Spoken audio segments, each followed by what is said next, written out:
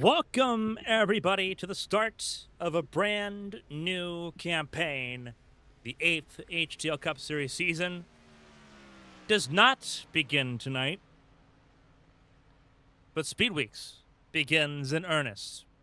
No points, no worries, just $50 and a chance to shake off the rust before Season 8 begins of the HTL Cup Series. Welcome, everyone, to HTL on ABN. Welcome to the World Center of Racing. We're glad you're with us as we get ready to get things underway. Before we do get started, a huge shout-out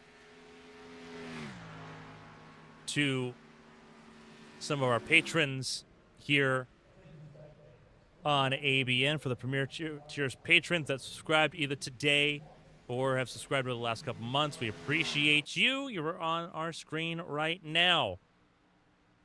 Released a whole season preview on Patreon earlier today, getting ready for Season 8 of the HTL Cup Series.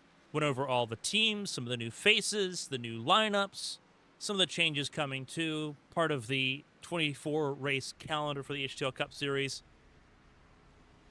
Made some preseason predictions as well. We'll see how much those age like milk across the summer months.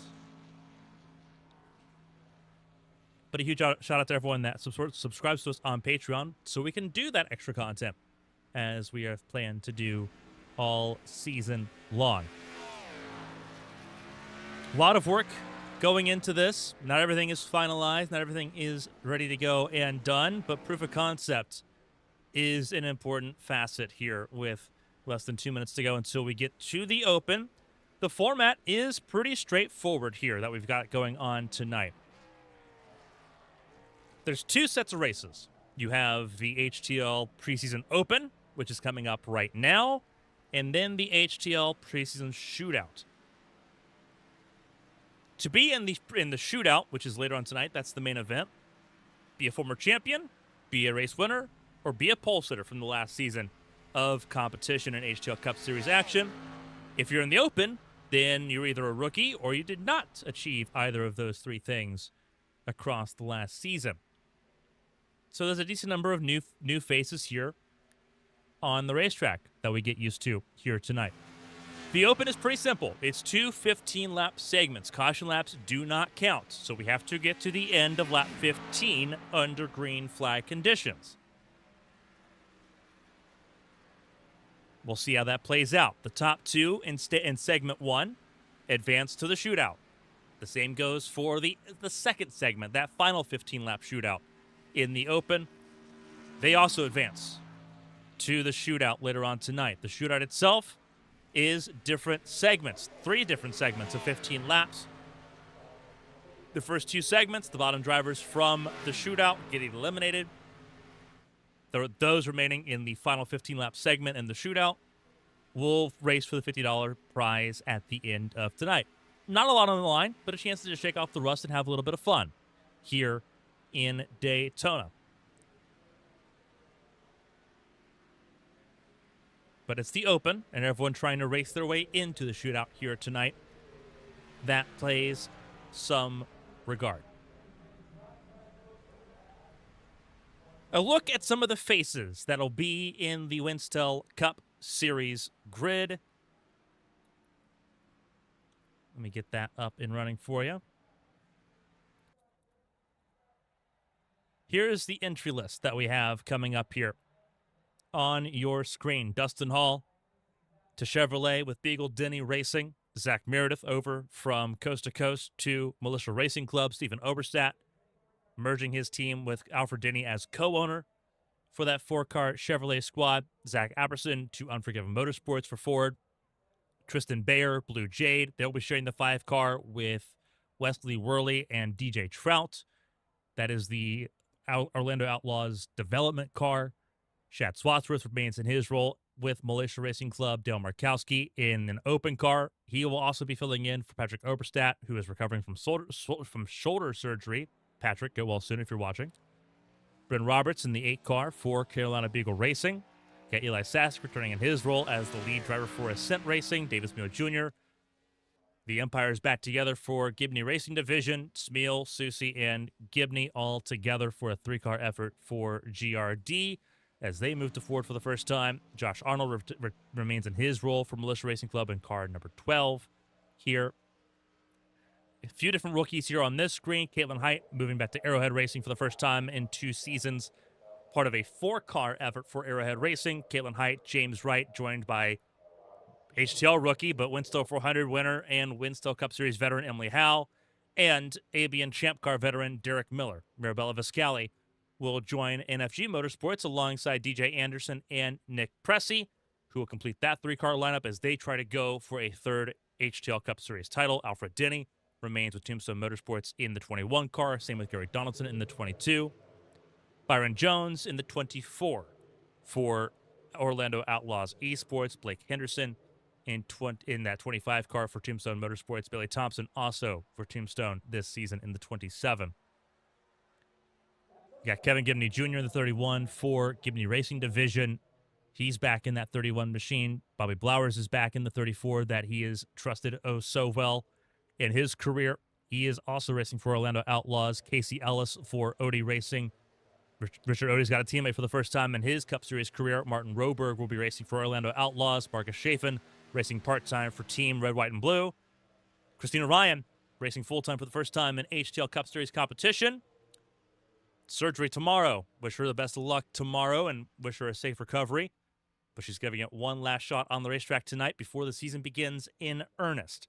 Josh Susie, as we mentioned, the 2-time former champion for GRD racing with Ford. Checking that off his box. He's now raced for all 3 manufacturers in the series. Patrick Oberstadt, as we mentioned, he will be in the 88 car most of the season, but recovering from shoulder surgery. A lot of medical procedures going on to kick off this season. We wish him a speedy recovery. Carson Lucas jumping in as a rookie. He's making his debut this season. Jason Scott returning after making an early run. Brady Smith, not a rookie. We'll fix that for the qualifying in the duels next Monday, but he is not a rookie. He did 17 races last season, returning for a full season this go-around in the 95. Olivia Pereira, also not a rookie. Mo Perry is a rookie. He's making his debut here in the 97 car for Ascent Racing. John Matthews for Orlando Outlaws. He is making his first full season appearance after coming in half season last go-around. Elias Flores was in the playoffs last season. We'll see if he can do the same this season. Pacey Wygant and Tucker Sawyer will round out the 41 cars. There will be more than 41 drivers on this list. I'm sure of it. We already know that there's going to be at least 45 on this list with the Orlando Outlaws development car coming into play. But that is a list of all the entries we know so far with some time to go. Qualifying well and truly underway and practically completed with less than a minute to go. So we'll pull up the timer just so everyone can see it, but we'll go ahead and cover this for a second. Why does it show Gibney in a Chevy? Because I didn't change it. That's a good question. All of this was stuff I was putting together today, and there's a lot of things that I was trying to put together today. That was just one of the small little things that I missed.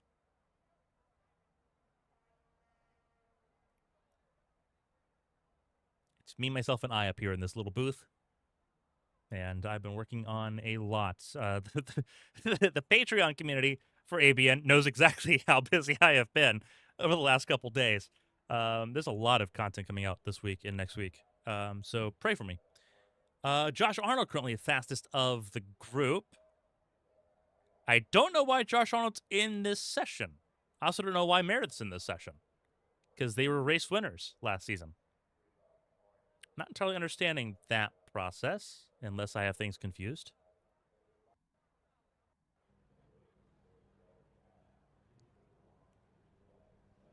We're going to let it slide. So, doing a facelift for the overlay, the way that we have things presented here, and that includes the starting grid that we have now on your screen. So let's pop into it. It's Josh Arnold and Zach Meredith, front and center teammates from Militia Racing Club at the front of the field. Both of them race winners last season. They both won twice in Season 7. they'll try to replicate that as teammates now in Season 8. Mo Perry making his debut alongside Dustin Hall. Dustin Hall trying to race full-time. Now that he's back in Chevrolet for the first time, we'll see what he can do for Beagle Denny Racing. He starts fourth in this open event. Bobby Blowers and Dale Markowski. Markowski in that number 7, very Alan Kulwicki-esque. That red and white scheme for Markowski. He starts in 6th alongside Blowers. The Cleveland native will try to win for the first time in his career in HTL this season. Eli Sasek, the lead man for Ascent Racing. A little bit of a new vibe for that Toyota Armada. He starts alongside Byron Jones in row number 4. Row 5 is where you'll find Kevin Gibney Jr. and James Wright. James Wright making his first full season appearance racing for Arrowhead Racing here in Daytona. Christina Ryan making her first full season attempt in HTL. As we mentioned, she has surgery tomorrow morning. Wish her a safe surgery and a speedy recovery. But we know how she is here at Daytona. Last time we saw her here, she was victorious, swept the plate races in the Gen 6 car in the offseason in the Noble Challenge. Alongside is Richard Odie, looking for his first victory. Last time he drove this car, he was successful. Won at Chicagoland in the now ill-fated National Series almost 3 years ago. Arabella Viscali and Carson Lucas, 2 rookies making their debuts unofficially. They'll make their official debuts next week for qualifying for the Daytona 500. They're in row 7 here tonight. Marcus Chafin, the 40-time starter in the HTL Cup Series, 1-time race winner in Talladega back in Season 2. He's in row 8 alongside David Smuo Jr., the 1-time race winner, more recently, Season 5 in Fontana. Row 9, Alfred Denny. He is really good at the non-points events here at Daytona. He's won 3 of them. Can he win number 4 here tonight? He's alongside Casey Ellis, who has made 1 career start before, going for Rookie of the Year honors for Odie Racing here this season. Jason Scott and John Matthews, they make up row number 10, 20 cars on the grid, and that'll see us through 2 in through segment 1, which is 15 laps. 2 more go into the shootout from the final segment. Caution laps do not count. Has to be highlighted. They do not count. Things will be pretty clear, a little bit different how things look here. Bottom of your screen, you'll see that the caution light is on. You'll also see that for the white flag lap. You'll see that the light will be on there as we tinker with some new tools, some fun little gadgets here. Again, not everything is finished. There are some rough spots. You look at stuff like that looks all right. This, not so much. The position bar needs a little bit of an overhaul, a little bit of a tinker, but you can get the concept. But we were working on a lot of things, looking to have that finished in time for qualifying next Monday.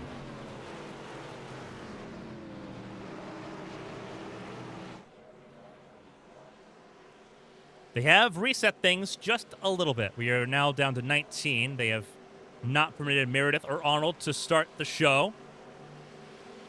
But we do have 19 cars going for 4 spots. Who makes it into the shootout? We are just a lap away from beginning the process of finding out. We are so glad you're with us.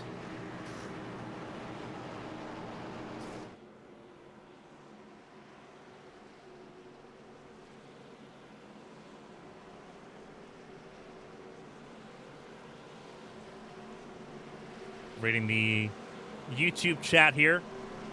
Spirit of Indy. Wait, you guys are getting paid? I am. That's why I have Patreon. Because I need money for chemo.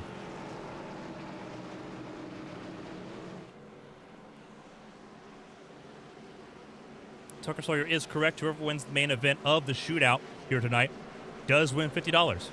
Pretty big deal. That's basically the price of a charter given right back to you at the start of the season.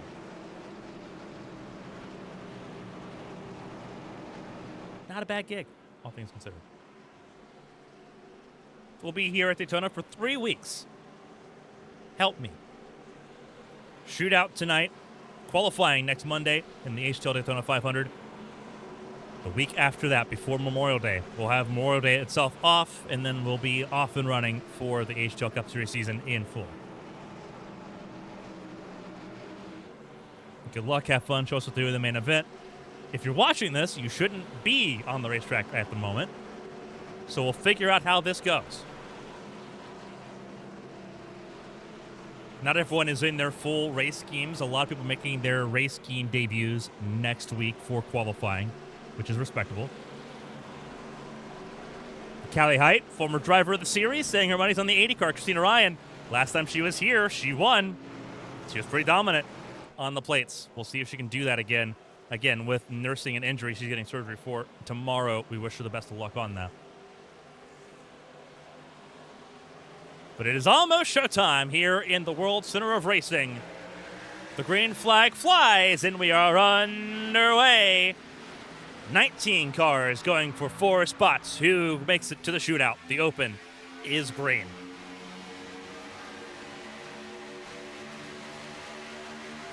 Huge talking points going into this season. Gen 6 cars on the plate tracks. A lot of polarizing feelings about running the Gen 6 cars on the plate tracks instead of running the Gen 7 all season long. We'll see how it pans out. Everyone going to have a little bit of a sample into how this racing will feel. It is Perry at the front of the field. Support from Blowers. Dustin Hall, support from Markowski on the top side. Already 3 wide. In the middle is David Smeal Jr. Trying to join Josh Susie in the shootout tonight. So is his teammate, Kevin Gibney Jr. Both of them trying to make it into the show.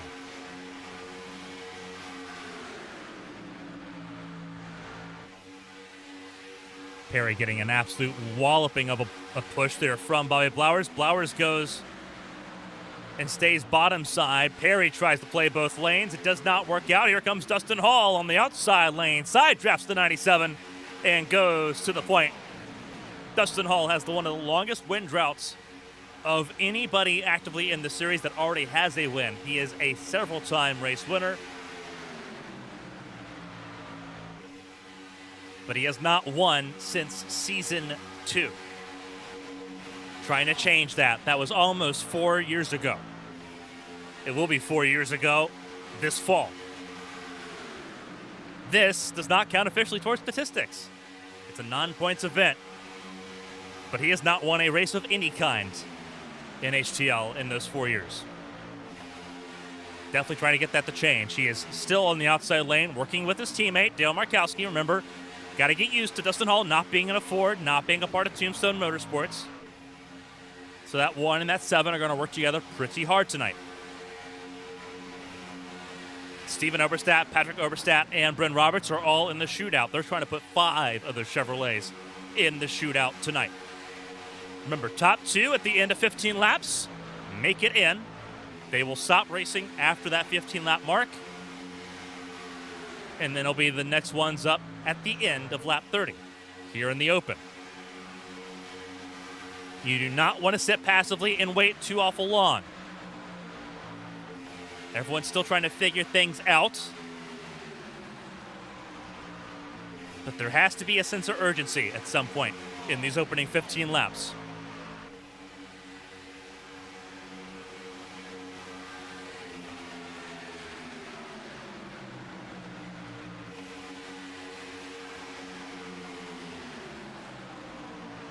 Outside lane prevailing so far.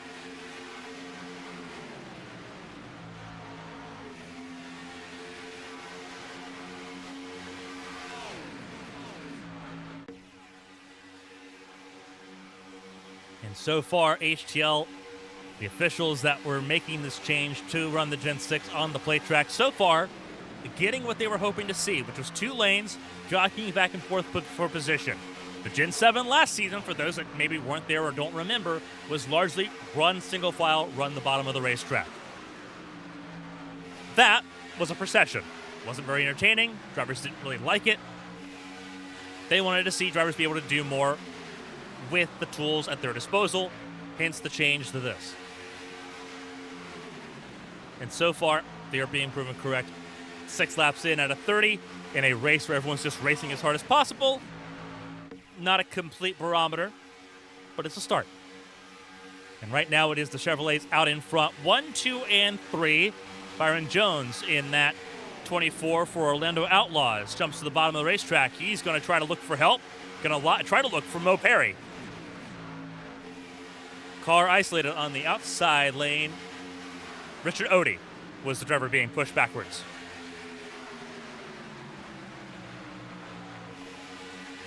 James Wright, third in line on the outside lane. One of his best efforts. He has 2 8th-place finishes in his career in HTL. One of them at Homestead, Miami last season. One of them at Atlanta. So he knows how to get things done on the plate tracks. His best finish for Arrowhead Racing last season also came at Talladega. That was a 14th-place finish back in Season 6. James Wright goes to the bottom of the racetrack, works with Byron Jones. In the inside lane, beginning to surge forward again. Keep an eye out on that car in the middle. That is car 10, David Smeal Jr., trying to make a hole and go 3 wide. Some drivers already showing they feel a lot more comfortable racing in the pack right now than they did all of last season across 5 plate race events. We'll see how that pans out as we get more and more into crunch time here in Daytona.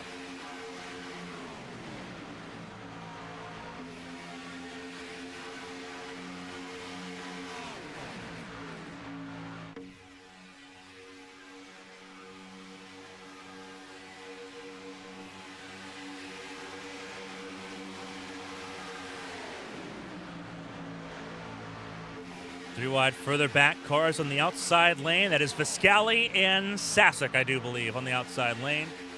It is. And Viscali has a chance to slot in front of Davis Smeal Jr. and does not. Instead, works with Christina Ryan. Christina Ryan in that green Interstate Batteries machine, now third in line outside lane, trying to surge to the front. Drops in line in front of Smeal, right there behind Markowski. James Wright leads the way. James Wright trying to join teammate Caitlin Height in the shootout. Caitlin Height, a winner last season, winningest driver in HTL history with 18 wins to her name. Dustin Hall will take the lead away from James Wright. Again, top 2. That's the number you need to be in at the end of lap 15, at the end of lap 30. 19 cars running. Exciting times here on the high banks, but Season 8 officially getting underway with the shootout tonight and then qualifying for the Daytona 500 next Monday. We'll be able to see all that right here on YouTube.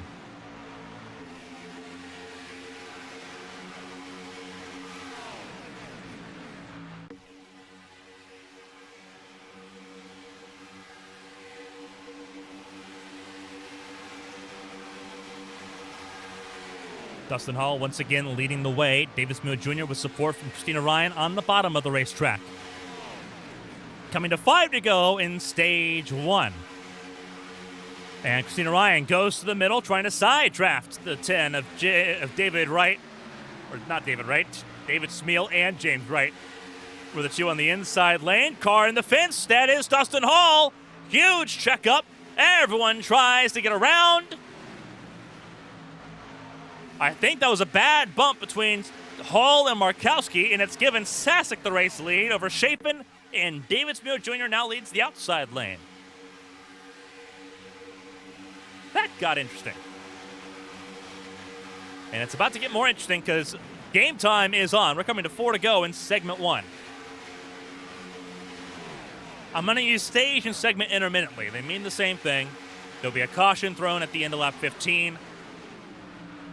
Top 2 at the end of that segment will move on to the shootout. They will stop racing here, and they will just move directly into the shootout. Again, pretty straightforward. You'll see it in action here in a few laps' time. 4 to go. Smeal on the outside. Sasek to the bottom. Markowski second in line on the top. Mark Chafin on the bottom in that 77 car. 4 wide, further back. And they are getting very, very wobbly. Everyone pushing, trying to move forward. When everyone tries to go forward, nobody does. And it's 4 wide here at Daytona. Not like Talladega. There's not a lot of space to make it happen. Coming to 3 to go. It is Sasek and Chafin. Smeals losing ground. Chafin goes to the outside lane. That is Smeals' lifeline. He was trying to side draft James Wright. Now he doesn't quite need to. Outside lane, up to the fence. Inside lane to the yellow line.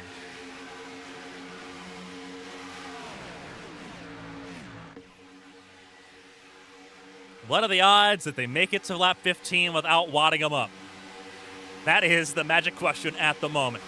3 wide, 4 rows further back. Christina Ryan trying to bring the Armada forward.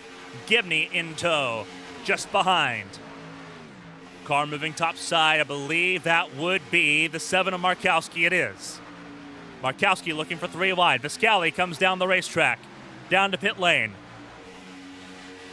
Not a huge issue right now. Viscali kind of drawing up that she's not going to be in that top 2 conversation. Take a pit stop now. Grab track position for segment 2. Car in the fence further back. That is, once again, that is KJ Gibney this time.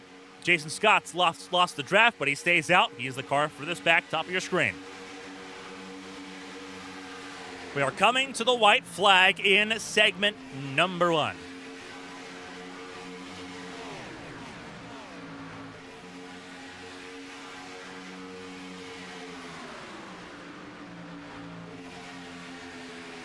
It's 3 wide in the middle, but it's all behind Marcus Chafin. 3 wide, 2 rows, all of it at the front of the field. Very suiting the Kentucky Derby was on Saturday, because it feels like we are on that quarter-mile stretch to the finish. Markowski really wobbly in front of Christina Ryan, trying to get clear, tries a squeeze.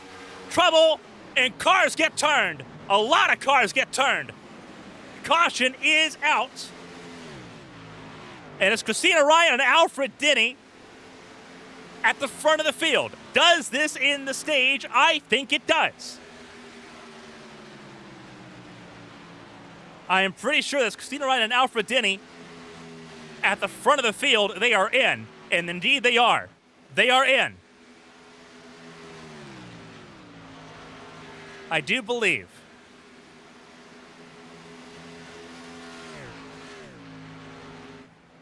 We'll double check just to make sure, but I believe Christina Ryan and Alfred Denny make it into the shootout here.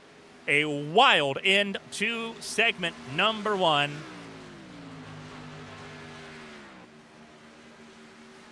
We'll take a look at the replay here in just a moment, but a big time caution here.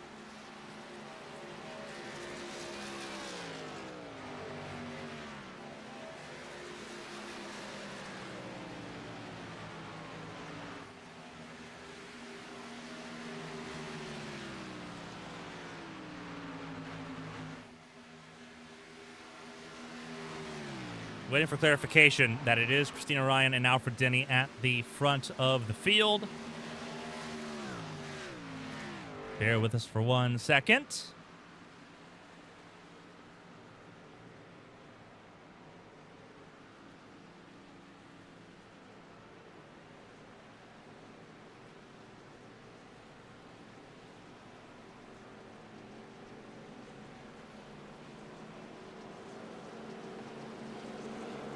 Again, just waiting to see.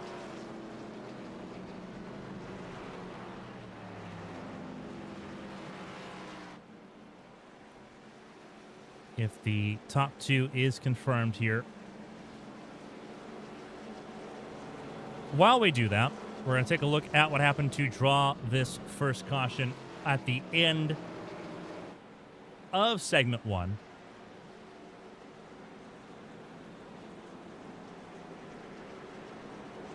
Our leaderboard is all messed up right now because the caution laps do not count, as we mentioned earlier.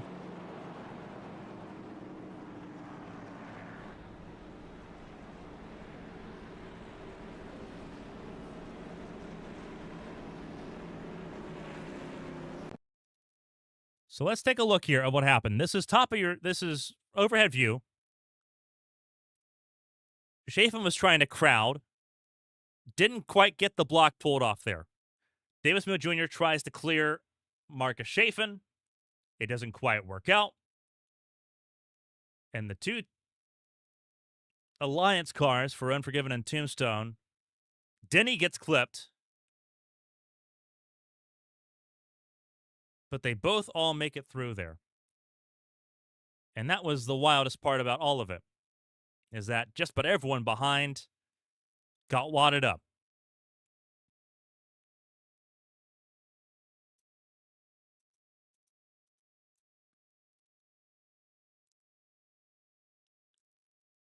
So again, we'll take another look here. And it's just right there. Markowski trying to block David Smil Jr.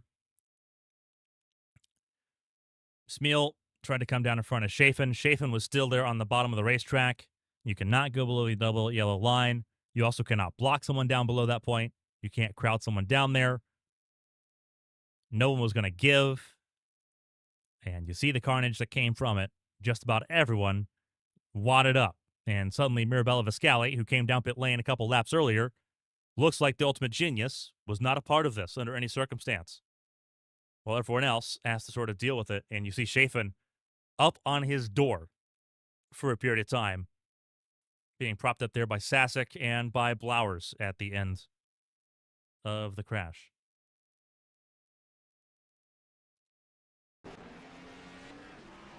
And so it is confirmed, I do believe, Christina Ryan is in the shootout, and I believe Alfred Denny might be as well. Again, waiting for confirmation. I have not seen anything pop up on my end. Waiting and waiting and waiting. I would appreciate if...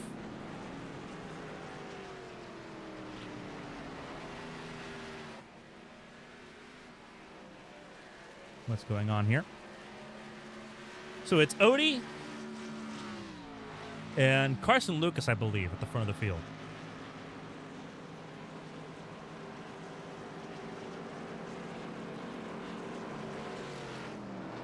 So they have to start the lap under green for it to count or finish under green. That is the question officials trying to answer. Great question. Put Blake in the hot seat. I believe once the lap is started, it does not have to end under green, because it will start lap 16 no matter what, which is where we're at.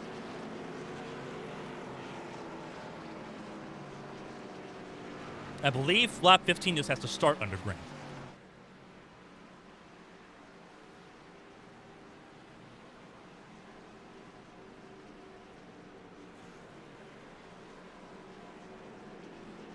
Again, Christina Ryan is out, like, not even on the racetrack, so I believe it is Ryan and Denny that are in to the shootout now. Both of them are on pit lane. There's several cars on pit lane, to be completely fair. Timing and scoring is going to look a little bit wonky here because of the field being frozen and because of laps not counting. So bear with us as we try to get through that. It should fix itself once we get back rolling. It's wonky. It's something that we don't use very often here. They made the call over the radio. Christina Ryan and Alfred Denny are in, which makes sense. They were the first two not involved in the accident directly. Alfred got clipped but was able to keep going. Makes sense. So Christina Ryan and Alfred Denny, they got through in segment 1. Everyone else in segment 2 now fighting for the last 2 spots. Green flag flies once again. And away we go. And trouble already. Trouble already. Sasek, money shifted, blew the motor. And James Wright got involved too. And caution is out immediately. And Sasek money shifted. And you could hear the sound. It was a very distinct clinking sound as Sasek's car expired just after start-finish line. And Sasek's day, if it wasn't already on the ropes, is practically pretty well done right now.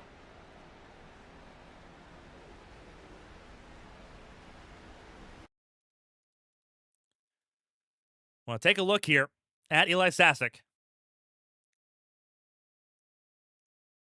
And you're going to see the puff of smoke.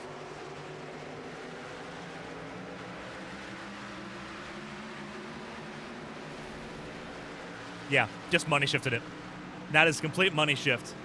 And that looks like he was trying to go into second and either dropped it back down into the first or possibly dropped it into reverse, which would be a disaster. James Wright nowhere to go either. His front end gets pretty well compacted as a result, which is unfortunate. Right on board with Sasek here. Maybe. There we go. It's not quite what I was looking for, but we'll take it. There we go.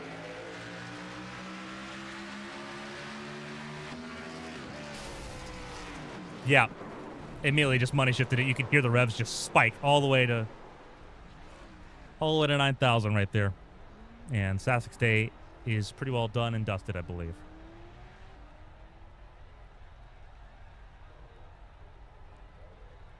Multiple cars coming down the pit lane.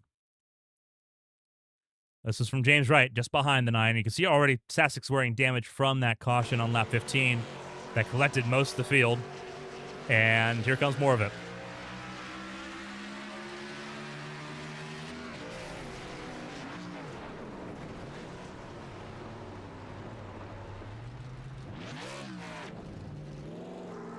A very unfortunate reality there.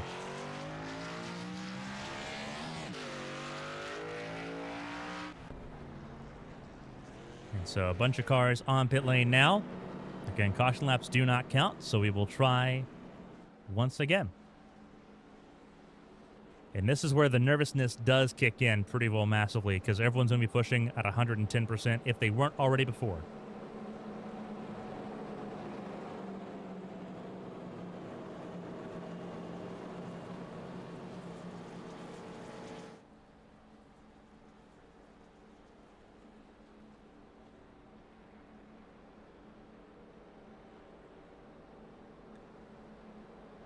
Goodness gracious.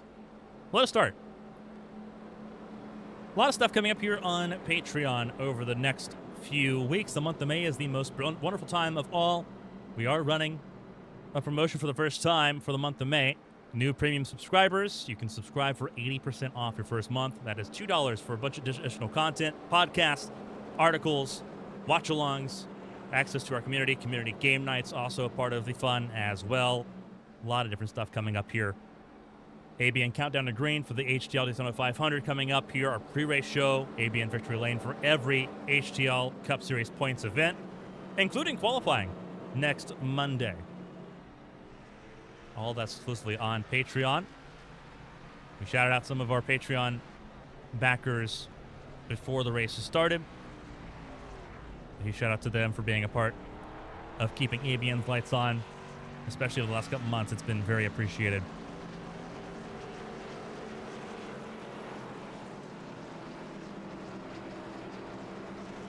Getting ready to go back racing here. Eli Sasek with the money shift brought our second caution of the race. For those just now jumping in, Christina Ryan and Alfred Denny make it into the shootout from segment 1.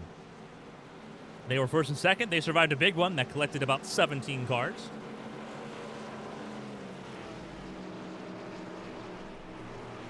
And in case you're wondering, this field started as 19 cars. Only 2 cars not involved in that were Mirabella Viscali, who came down pit lane early, and Christina Ryan, who was ahead of it all. Alfred Denny wheeled and dealed and kept his car running in second. And so he will be in the shootout trying to win yet another 9 points race here at Daytona. It would be his 4th if he can pull off the upset tonight. And we'll get to see all that take place later on. Carson Lucas, the rookie. Most people know him as NASCAR son, NASCARson, I guess would be the better way of saying it on social media. We have broadcasted Lucas before. He is also in the Kart IndyCar Series on Thursday nights, racing part-time. He made his appearance at the Brickyard Grand Prix a few weeks ago. Now he's racing for Ascent Racing here on Monday nights as well.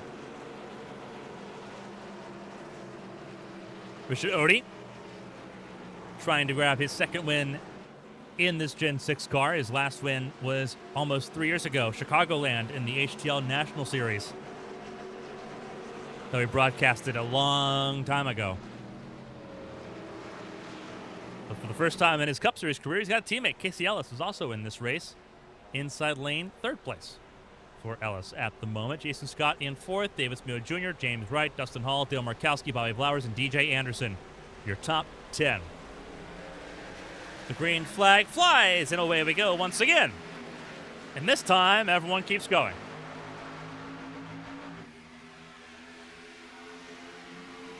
So let's complete a lap under green this time, right? Maybe?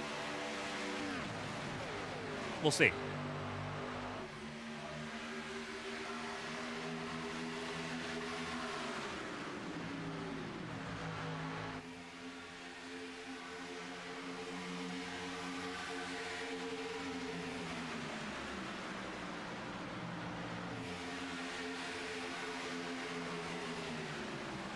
$13 still running. And remember, no fast repairs. Everyone has to live with what happened on lap 15 from here on out.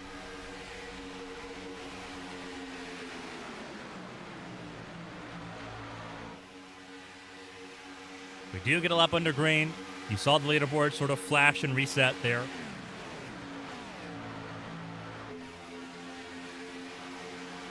Mostly 11 cars in this group. Chafin, a lot of damage on his car. Remember, he was up on his side during that lap 15 crash.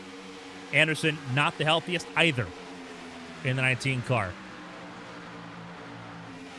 It is not about being the best. It is about being the least wounded at this point. James Wright, who had a face full of Eli Sasak's Toyota, has got his own Toyota to the front of the outside lane. Support from Davis Muir Jr.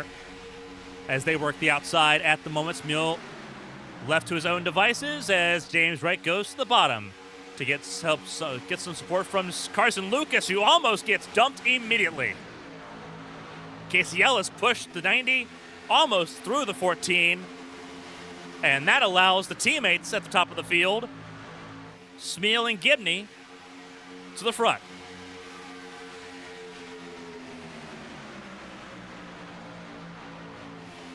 Marcus Chafin has caught back up. So is Anderson. They are now in the conversation once more.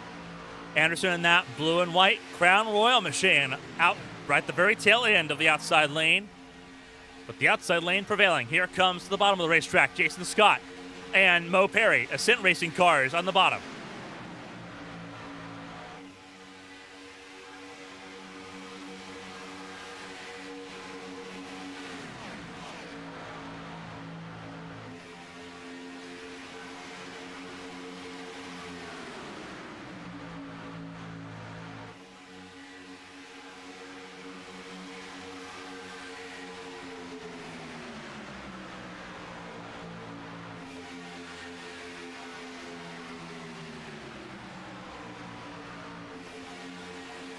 Scott leads the outside lane now. You saw David Smeal Jr. go to the bottom of the racetrack.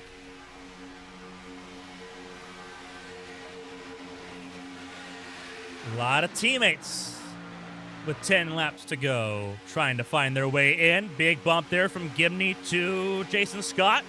Jason Scott trying to play both lanes. Mopuri a little bit late in the seat, third in line on the bottom. Latency's a killer here at Daytona.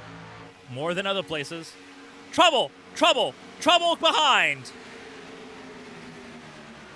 Most of everybody almost saves it there. Anderson bites it, I think, the hardest, but he also avoids the inside wall. The caution comes out anyways to rack him up again. Multi-car accident. And as our third caution here, coming to 9 laps to go.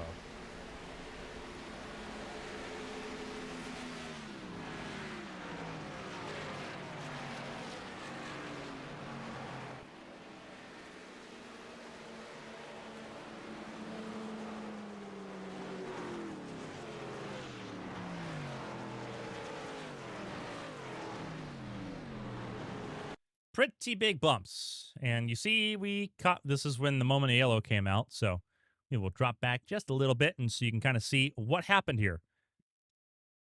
So it is Jason Scott on the front of the field. He's at the very bottom of your screen, that 91 car. Kevin Gibney Jr. outside that orange 31.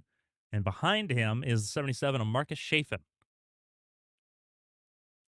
So we'll keep an eye here. And we will play it at quarter speed.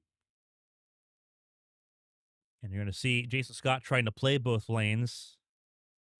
The rookie driver, as he mentioned, trying to make a step forward after making his appearance for the first time last season. Gibney wasn't really keen on lifting. I don't think he had much of a choice, even if he wanted to. But everyone scrambles. DJ Anderson goes for a wild spin. Did he actually avoid hitting the inside wall? I think he does. 100% he does. Doesn't ever actually come close to it. Great work for DJ Anderson there. It's a case of drivers trying to make moves happen. And for Jason Scott, unfortunately, whether it's a case of the spotter just being late on the call or just a little bit of inexperience, I'd say probably a mix of column A and column B, ends up stacking up a decent chunk of the field, who thankfully avoid much of the melee. They don't get a lot of damage out of that. And whatever damage there is able to be buffed out at this point. So it's Scott, Smeal, Perry, Wright, and Odie that have stayed out in your top 5. And again, caution laps do not count.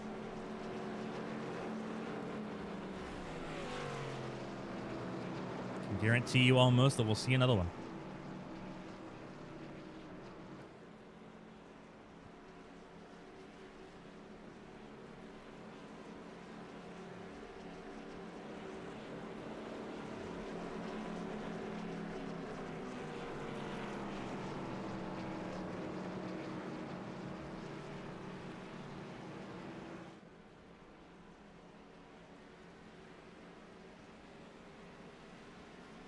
Catching up with the live chat here on YouTube.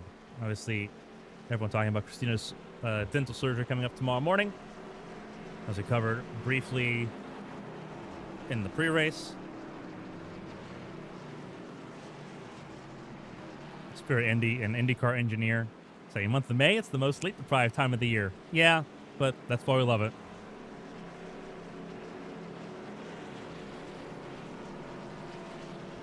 Austin Mongolia is going through the time as a flat circle crisis because his win in the trucks in the HTL Challenger Series was almost 3 years ago at Bristol. That is correct.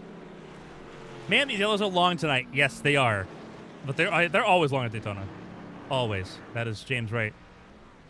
From the cockpit, stop texting and driving. I'm not paying you to be on your phone. I'm not paying you at all, but that's beside the point.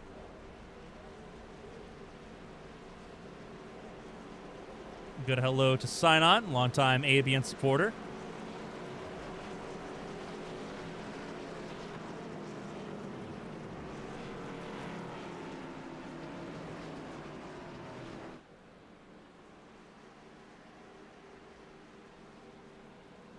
Lights out on the pace car, which means we're going green at the end of this lap. Everyone getting a little bit antsy, though. That much is clear.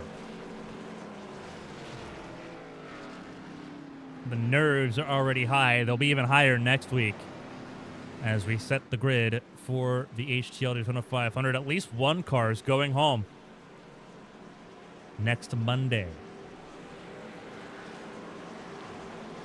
Made our preseason summary, or preseason, or our season preview article on Patreon, and Ascent Racing went ahead and made it obsolete by adding Tucker Sawyer full time and the 09 machine as an open car.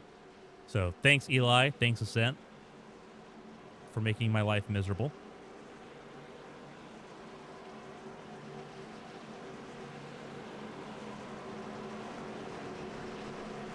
Sawyer, I believe, is already in to the shootout because he was a race winner last season. Eli Sasek out of this race after money shifting and causing the second caution of the night on lap 16. We have 13 cars still rolling, I do believe. Gibney is still on pit lane, so it looks like his night might be over early. There is Gibney on pit lane, as well as Eli Sasek, who is now playing the team principal role after he contemplated his life choices following his DNF from the preseason open. One of his drivers are at the front. It's Jason Scott alongside Davis Mills Jr. The sophomore versus the veteran at the front of the field. Green flag flies, and we're back underway.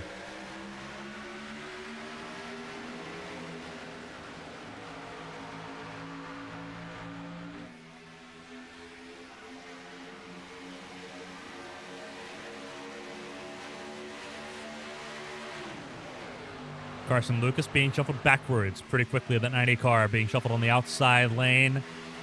Inside lane got a pretty good run, but its teammates on the inside. It should be a pretty good launch there for the Ascent cars. Perry behind the 91 of Jason Scott. And trouble, they get turned! They get turned! Huge crash once again. Smeal got turned into Perry, and Perry back up into the field.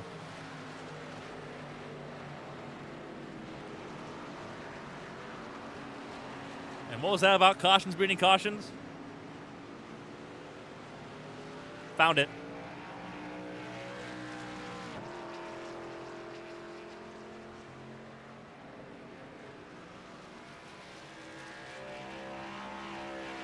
We are at the going rate right now where the shootout will start and end before this race ends. Which is not great.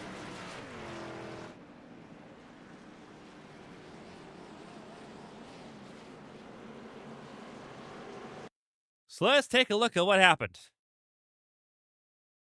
James Wright goes to the middle, gets a big bump from Dustin Hall, and that wobbles the 14 just opposite the quarter panel. A little bit of latency brings the 10 back over. So Davis Mills Jr. gets turned into Mo Perry. And it's almost curtains for Bobby Blowers. He gets through, though. Dale Murkowski, not so fortunate.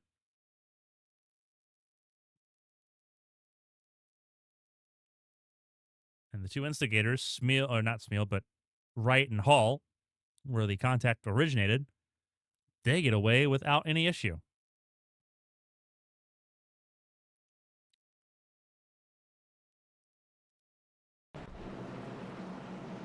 So we send her a caution again for the fourth time tonight.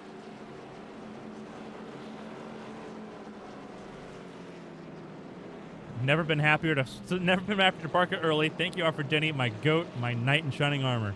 That is from Christina Ryan. I would bring her in for an interview, but obviously she's in a lot of pain, and I think the less that she talks, the better. Which is unfortunate because I miss my co-commentator up here.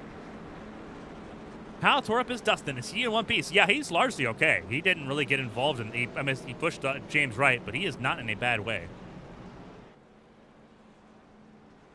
His car looks almost pristine. It's that car in the center, that Robert Yates Racing throwback, the Tesco Havoline throwback that's in your screen. That one car looks pretty good, all things considered. If there's any damage, it's on the doors, I think. I'm not seeing much on that one car. So I think Dustin Hall's looking pretty good. James Wright's been a ping pong ball, and he is still running. He came down pit lane to make sure that there wasn't any residual damage from that contact. There he is. The 14 car. He's been in trouble. He's trying to join Caitlin Height in the field in the shootout. Caitlin Height already in after getting a win last season. Won the Brickyard 400 last season to Caitlin Height to grab her 18th career win. James Wright trying to kick off his full season with Arrowhead Racing on a high note. Wants to carry his weight on the team as he's paired up with Caitlin Height and Emily Howe and Derek Miller. So tonight proving to be a pretty early litmus test. He has been the eye of the hurricane, eye of the storm so far tonight, involved in three of the five cautions tonight, excuse me.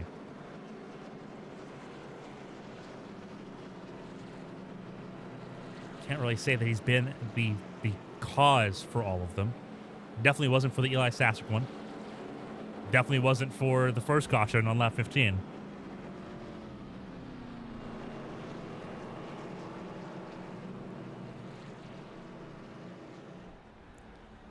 Jason Scott leads the way as we sit under caution. I think we're getting one to green this time.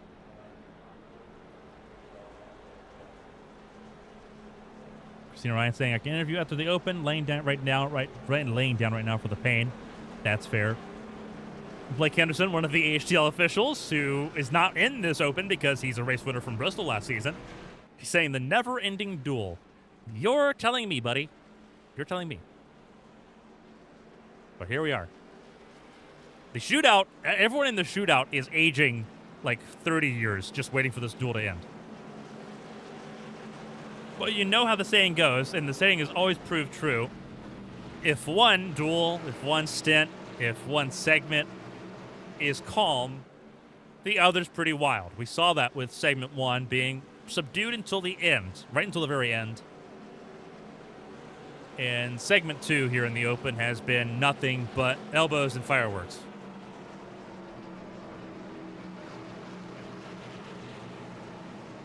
Eli Sasek saying, I can interview if needed. I just need to switch channels. I would just ridicule you about money shifting on a restart here at Daytona.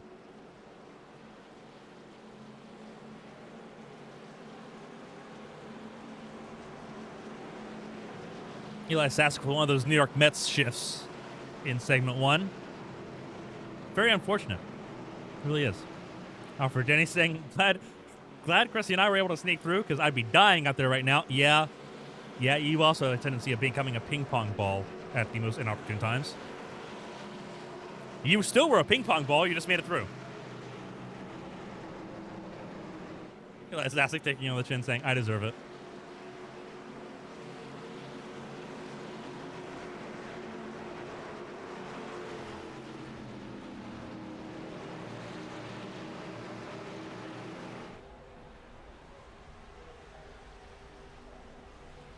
Eli Sasek was just using his 5th gear on a 4-gear race car. That's all he was doing. Everyone getting ready to go back racing. The green flag flies once again, and away we go.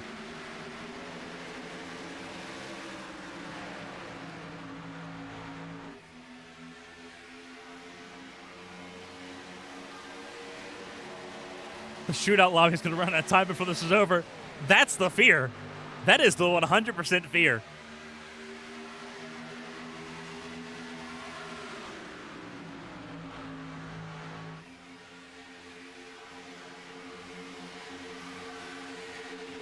Coming to 7 laps to go.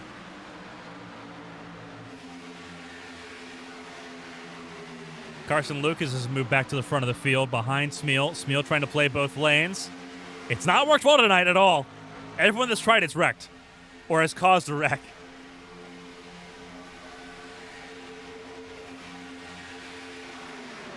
Here comes Blowers in the 34 outside lane. Smeal and Lucas went to the bottom.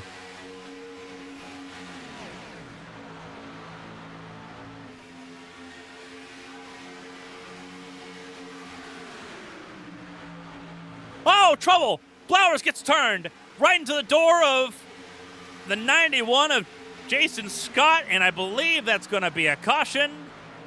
I would be heavily surprised. There it is. That's about right.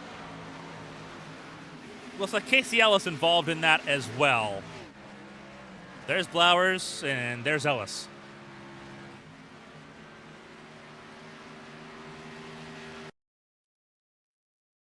So here we are. Blowers gets a huge push there. That's by DJ Anderson, the 19 car behind him. And it just gets off-center, off to the left, and that's the worst place to be.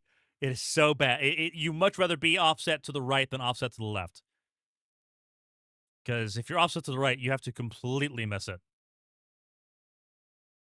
Offset to the left, you don't need to miss it. You just need to be just a little bit off key. And that's exactly what happens there. Casey Ellis gets doored, or gets hit in the door and sent around. Again, everyone able to lock it down to avoid hitting the inside stiffer barrier, which is nice. Because that was my initial concern, was that someone was going to just shoot off to the inside lane and just bulldoze that inside wall. No one's done that yet. Knock on wood. I say yet. But it is very easy to just get things off kilter here. And so the shootout driver, and maybe this is the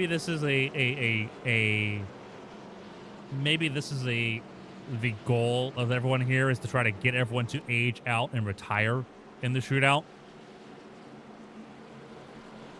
It guarantees a new champion, I guess.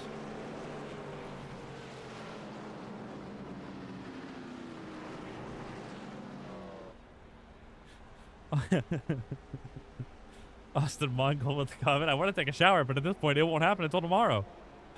And Austin Mongol's not racing. That's great. Blake Henderson, the never-ending open. Yep. It's your role. You're the one that set it up. You're the one that paid for it. Surprised the 10 is still out there. The 10 overall hasn't been involved in too awful much. He's been in front of it. He's either been in front of it or behind it. He's very rarely been in it.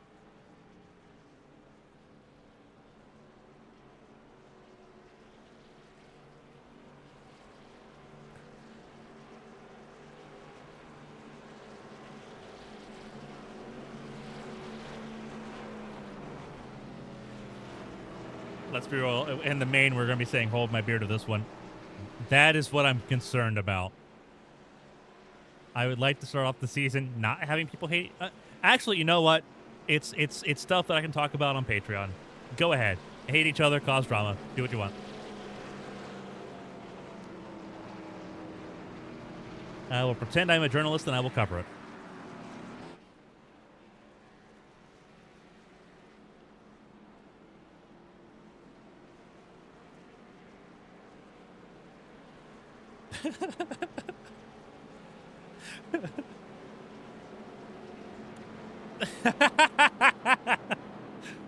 Oh my goodness. Josh, seriously, now this has already changed Blake's mind on caution laps not counting. I hope. I would certainly hope. And now for Denny, he's like 2 or 3 more cautions. I'm starting a secret Hitler game while we wait. Without me? How could you? So rude.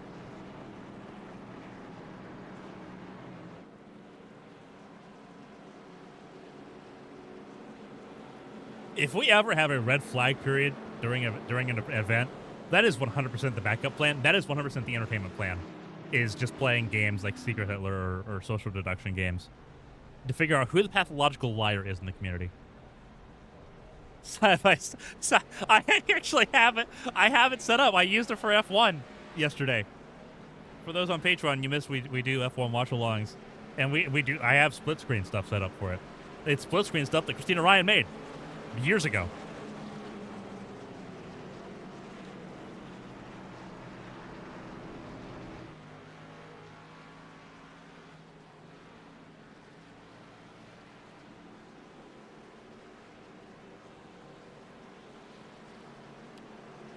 Yeah, if we ever have an actual like red flag moment on broadcast, it is 100% like either Jackbox or something. We will make the most of it. Get ready to go back racing with 6 laps to go, and I feel like we've been in this position before. Oh wait, we have. Davis Mills Jr., Richard Odie, front of the field. James Wright, Byron Jones, row 2.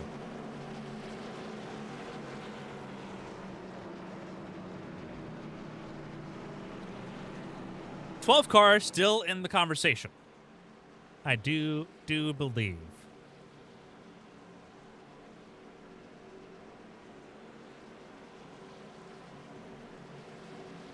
Dale Markowski's day is done. Kevin Gibney, his day is still going. He's hoping for a little bit more chaos. He'd like to get back on lead lap and challenge for this top 2 position. At the very least, I can see him trying to help his teammate if he can get up there. But goodness, golly gracious.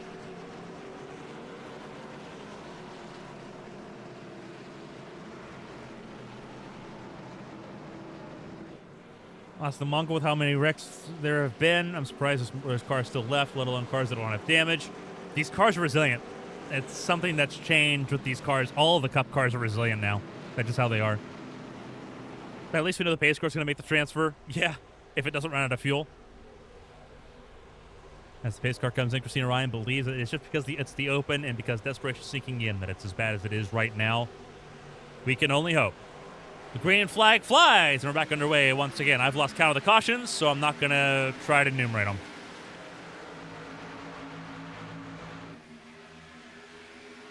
Senior Ryan cheering on Dustin Hall.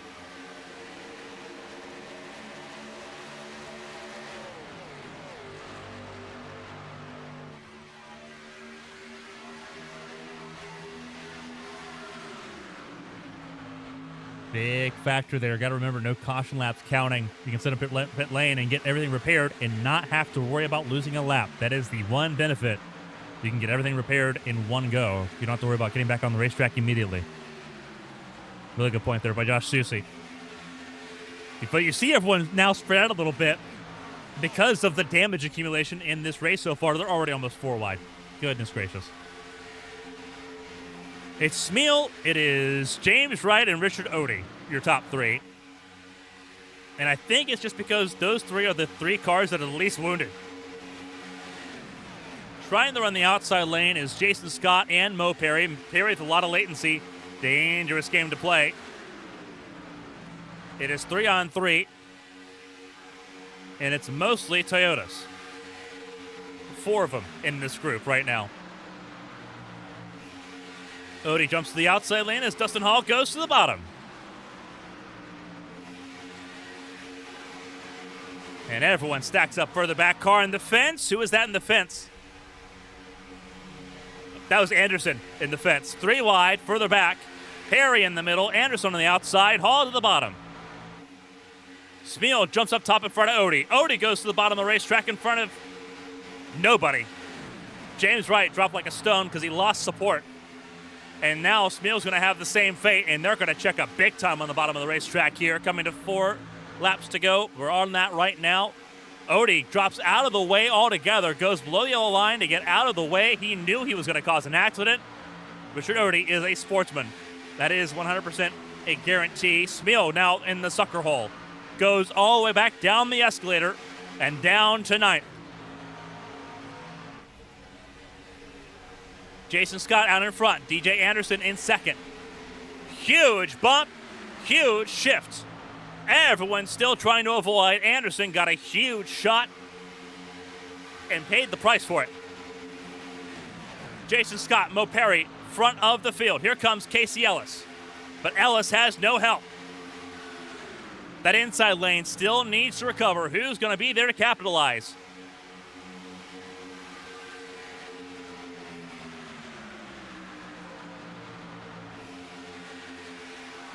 Here comes Blowers.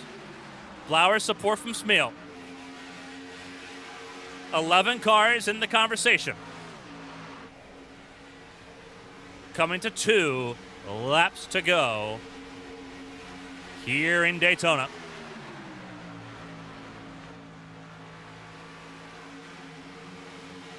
It is Scott, Perry, Odie, Blowers. Blowers leading the inside lane, support from Smeal.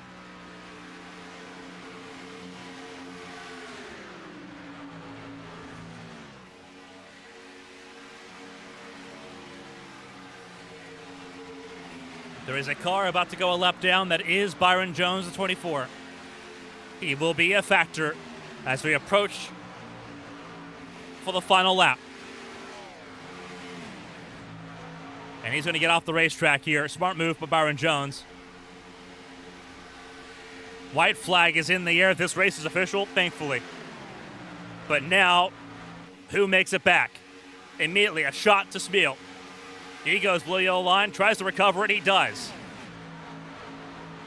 Chafin trying to move forward in that 77 car. Here comes Anderson to the middle. Is he going to have help from James Wright? Yes, he will. They go door to door. And trouble. Dustin Hall gets turned by Anderson. They all get junked behind. And the 2 cars, front and center, going back to the start-finish line. They do not need to go anywhere now. It's Richard Odie and James Wright. They will advance to the shootout. The underdogs are wonder dogs to end the open. David Smeal, first car out. And everyone else destroyed.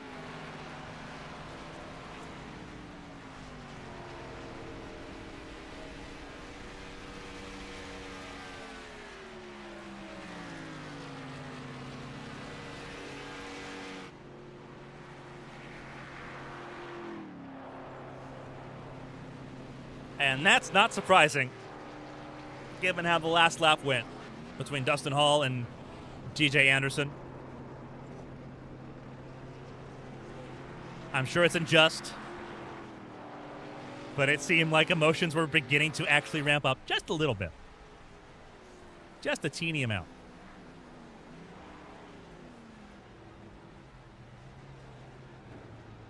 But mercifully, it comes to a close.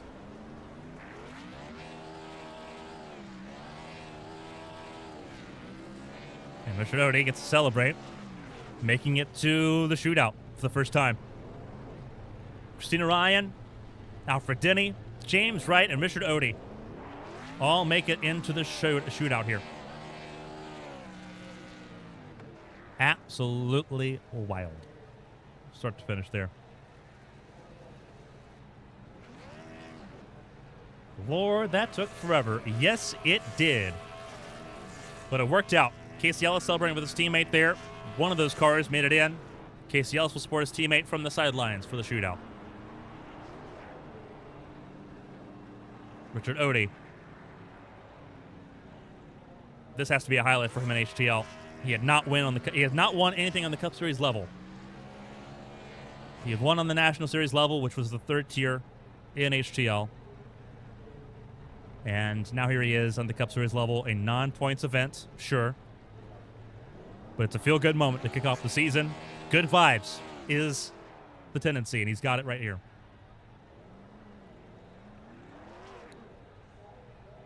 We're going to step aside and give ourselves a chance to get into position for the shootout, where we'll talk to Christina Ryan, who won the opening segment of the duel, of the Open, I should say. So stick around with us here. More racing to come here from Daytona. The shootout is coming up next here on ABN. Stay tuned.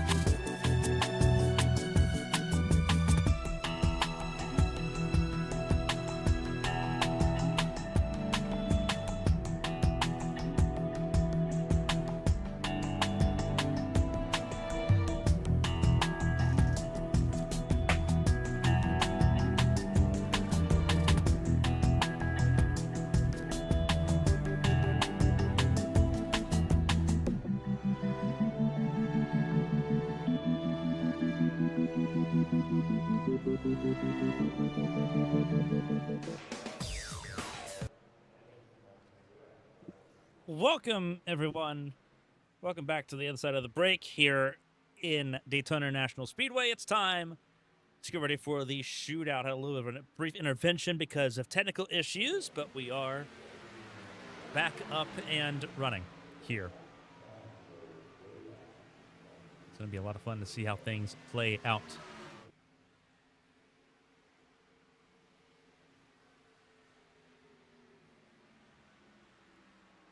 We're glad you're with us here. It was a very interesting preseason open to help fill out the HTL Cup Series shootout field for this event.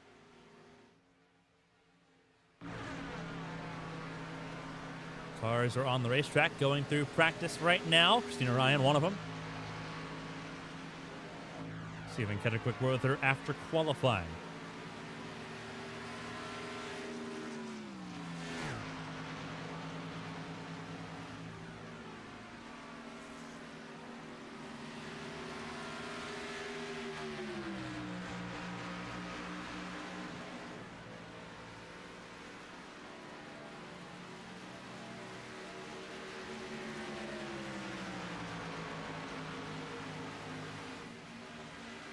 Christina Ryan catching up there to Caitlin Height.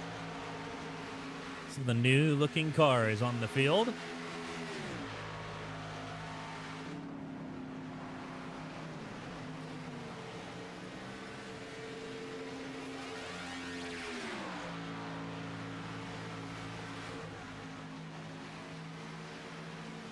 A lot of new cars on the running order here. Well, we're glad you're with us for what should be a pretty interesting run into qualifying here. There is a 5-minute qualifying session coming up.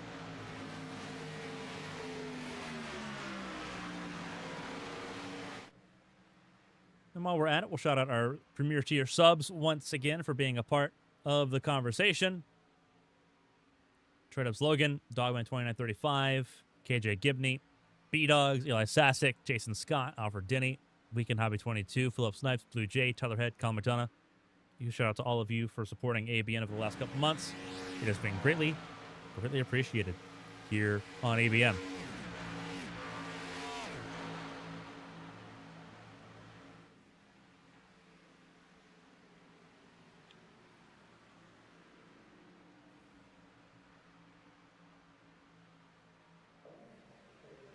It's pretty crowded in the HTL Cup Series, with drivers going home next Monday for HTL Daytona 500 qualifying.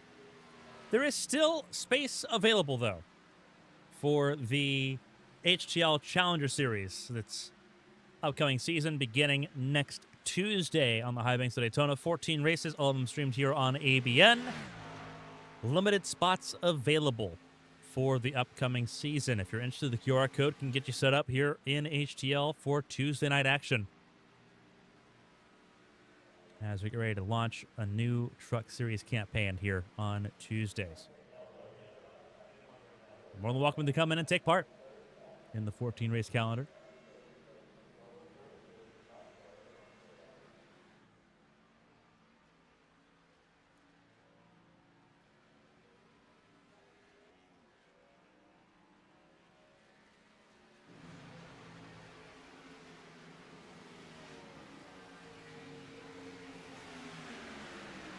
See if we can go ahead and talk to Christina Ryan.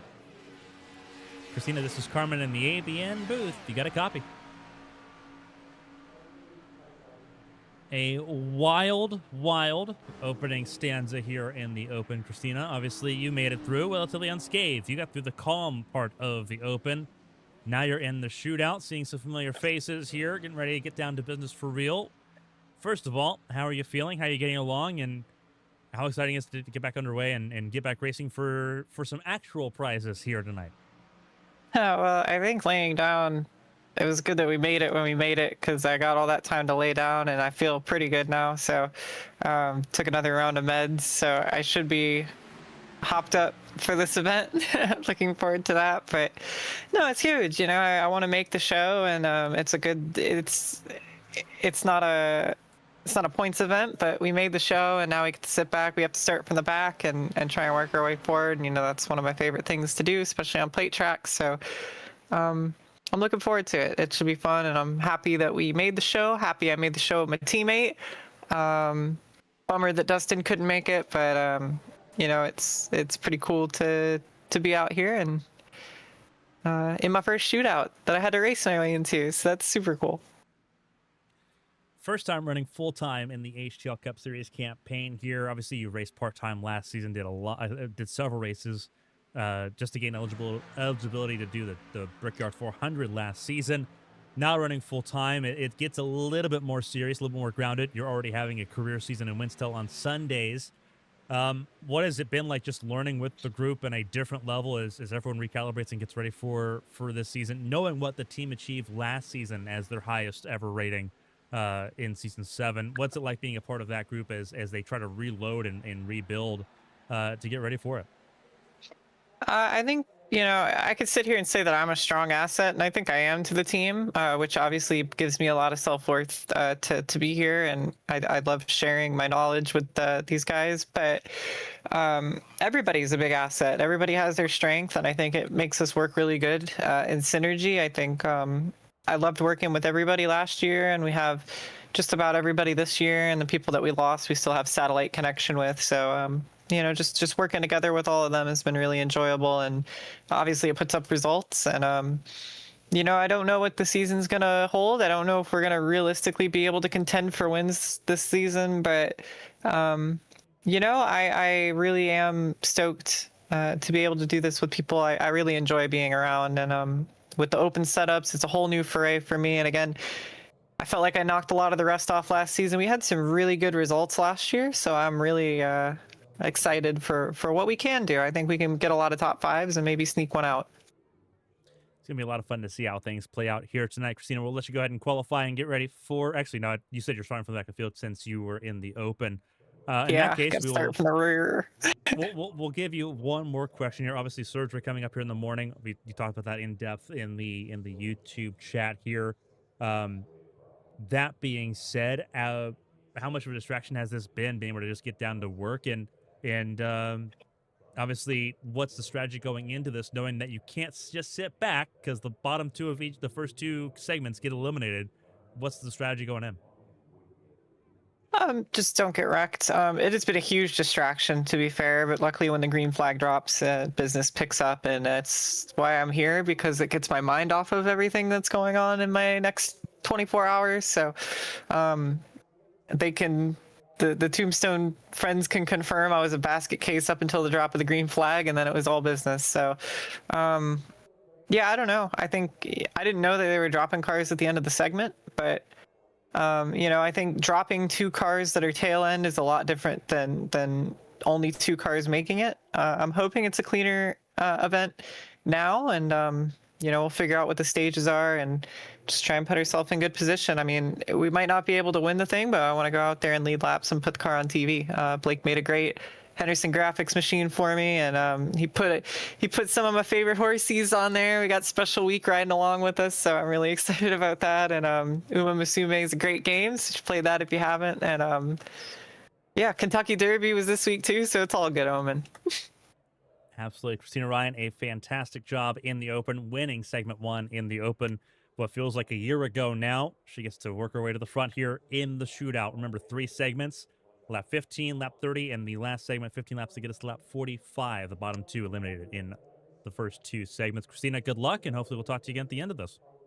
That's the plan. See you then.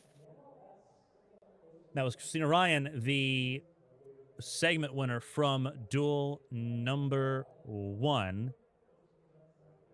As we get ready to go racing here in the shootout, getting everything cleared up and ready to go.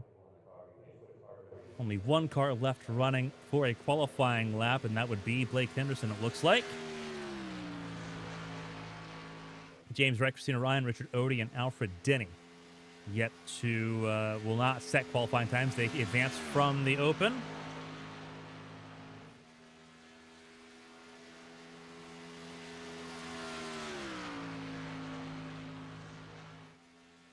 While we're sitting here waiting for qualifying to complete, we'll talk to James Wright, the runner-up in segment 2, enough to advance to his first shootout in his HTL Cup Series career.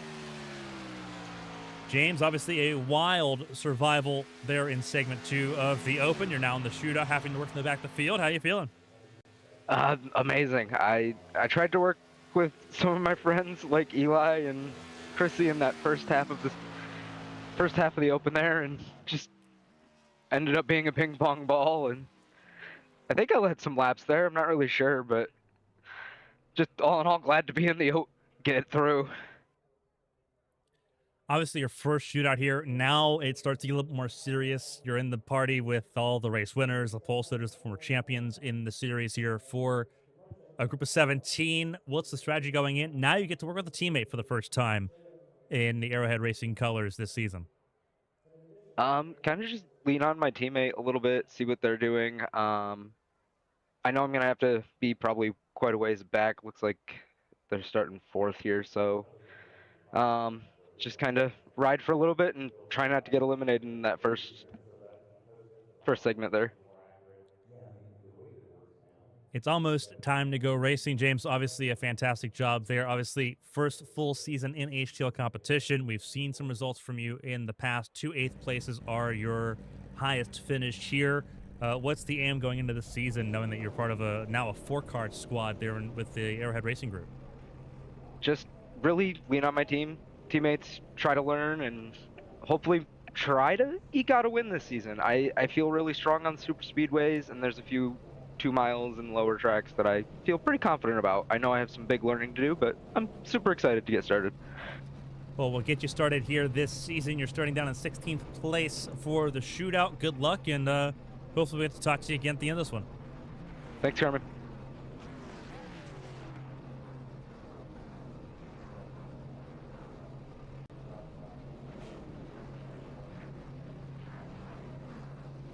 That was James Wright, our number 14 car who advanced from the open. All right, so let's go ahead and jump into the starting lineup here. Give us 1 second to jump in so we can get this party started. Josh Arnold and Zach Meredith at the front of the field. It is the teammates front and center here for the HTL Shootout. Row 2. Josh Susi and Caitlin Height, former teammates, now adversaries. They're in row number 2 alongside each other here.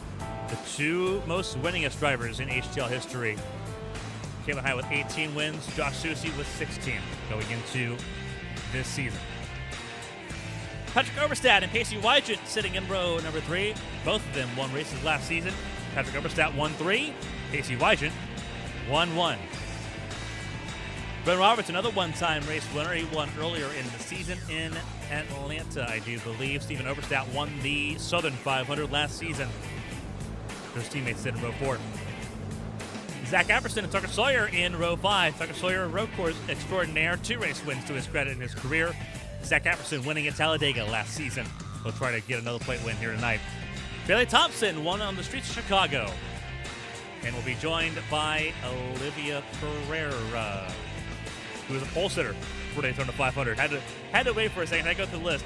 Pole sitter for Daytona 500 gets in as well. So Pereira is in this show as well. And 12th, Blake Henderson, last car running and qualifying, 13th, won at Bristol last season.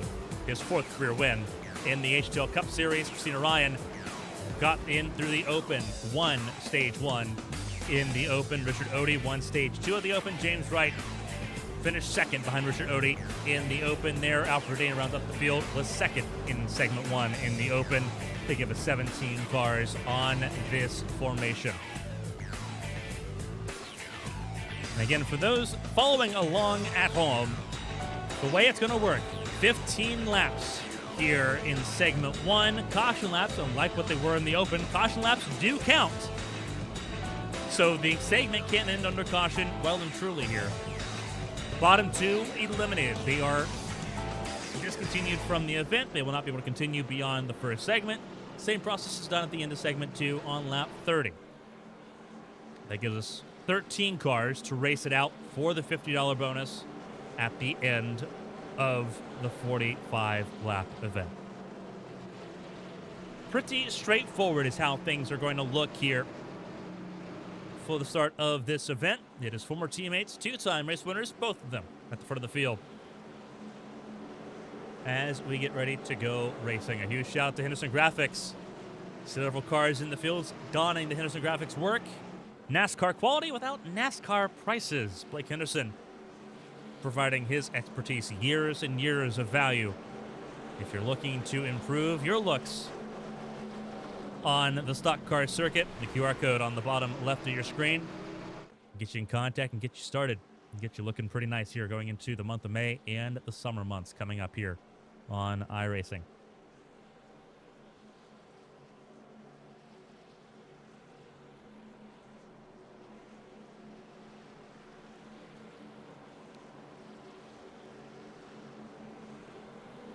The Open was the appetizer. Here comes the main course.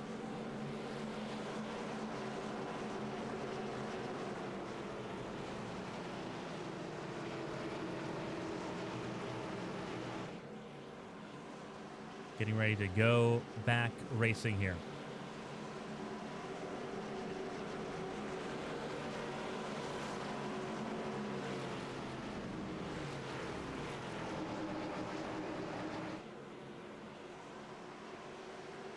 "17 cars ready to get down to business."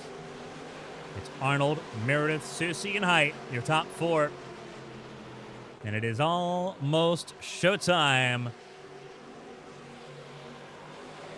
Green flag fly. It's in the HTL Shootout is underway.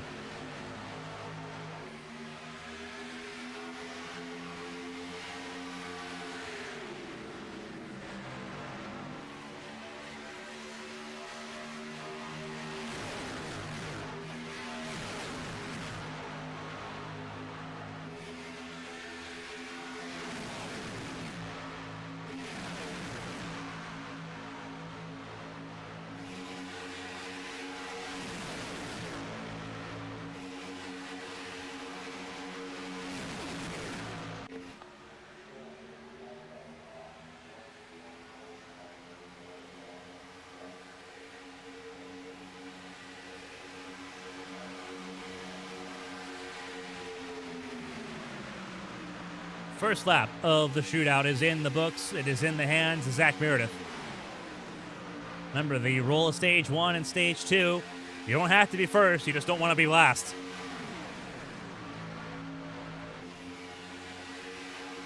Two by two they go. Down the back straightaway. Arnold pushing height. Meredith being pushed by Pacey Wygent in the 0-0. Steven Oberstadt in the 3. That yellow and blue Wrangler throwback. Running the outside lane. Tucker Sawyer, I'll also open the conversation.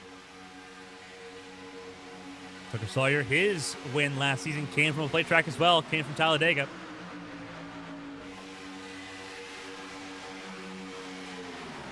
Everyone getting to work here a little bit. Remember, it's 15 lap segments here in the shootout. There's an additional 15 lap segment at the end. 3 stages instead of 2. We'll see how much that shifts things up a little bit.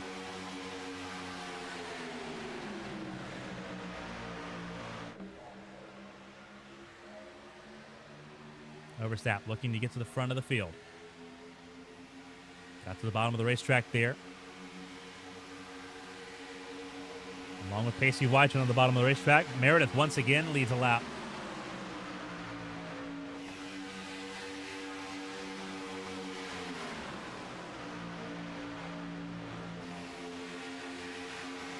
Oberstadt taking advantage here through turns 1 and 2 this time.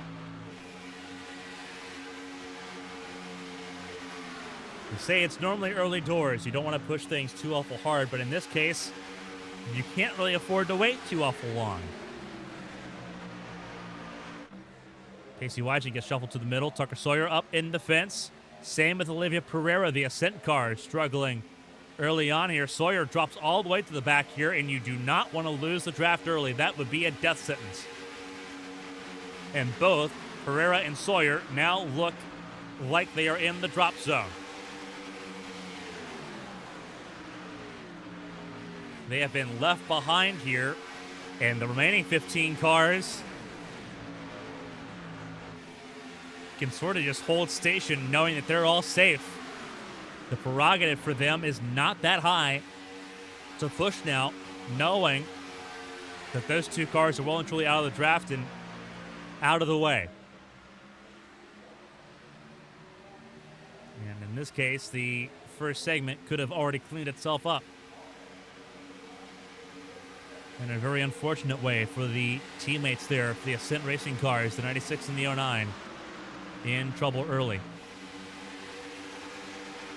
How hard do you push early on? Remember, no quick repairs. There's no insurance policy. There's no bailout.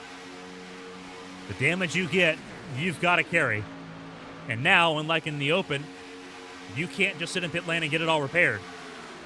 Caution laps will count.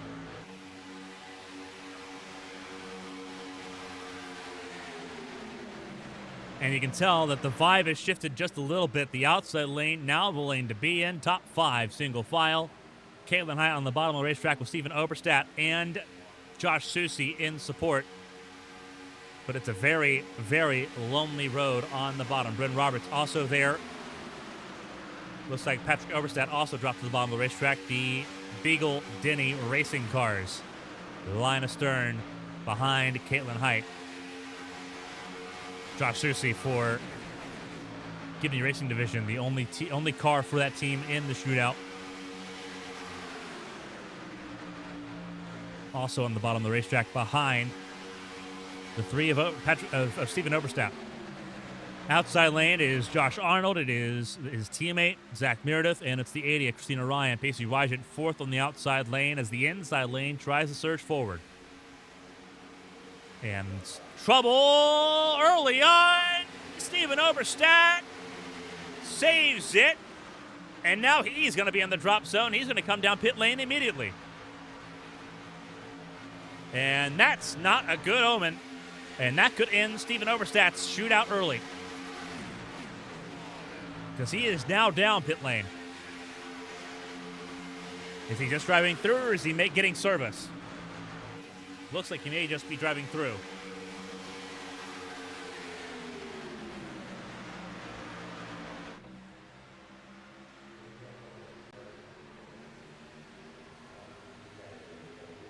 And Oberstadt is actually in his pit box here, so he will go a lap down.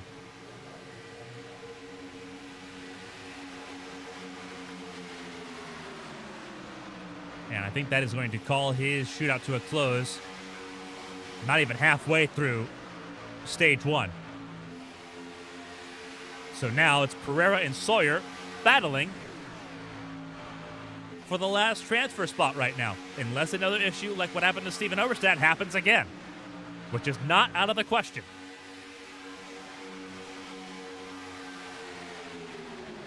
Arnold leads, Meredith behind him in second, car 2 in P2. Christina Ryan on the bottom getting support from, I believe that's 25 of Blake Henderson.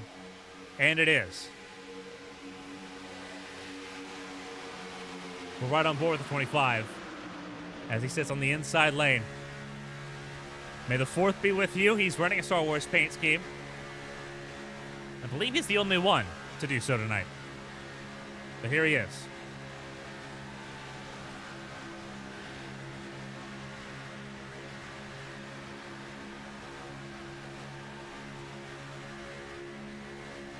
Not having a lot of help here on the bottom lane. The outside lane pretty well put together, but here goes a shot.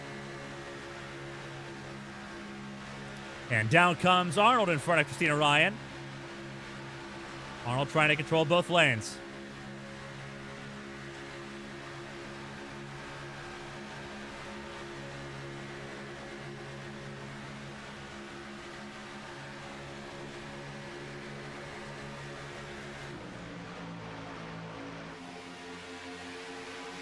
Now it's Wygant on the bottom lane trying to lead the Armada.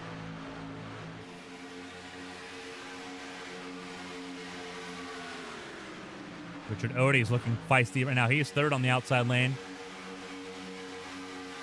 Zach Apperson also in the conversation in the 4.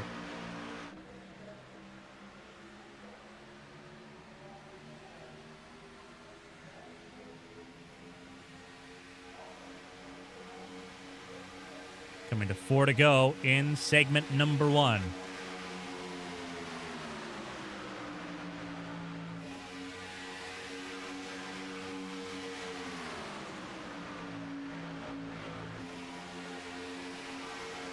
Wygant support from Ryan. Still teammates upper lane, Arnold and Meredith.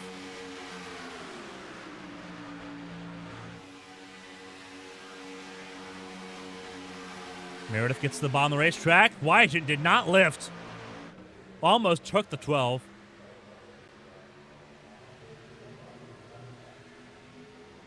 Very much a case of seeing what you can get away with early here. You're not going to see, I think, nearly the aggressive driving in the Daytona 500, at least not until later on. You might see it in the duels, though, next Monday. Not a lot of support there for Josh Arnold. He's got to wait for Richard Odie to get to him, and he's struggling to do that. And now Wygant goes outside lane. He wants the way around. He wants to get to the front of the field. You do not want to throw your race away right now. Remember, bottom 2 get thrown out at the end of segment 1. Oberstadt's already down there. Who joins him? Right now, Ascent cars are down there. Right now, it's Sawyer. Sawyer behind Pereira. You do not want to join them down there right now. Coming to 2 to go in segment 1. You got to be a little bit more subdued.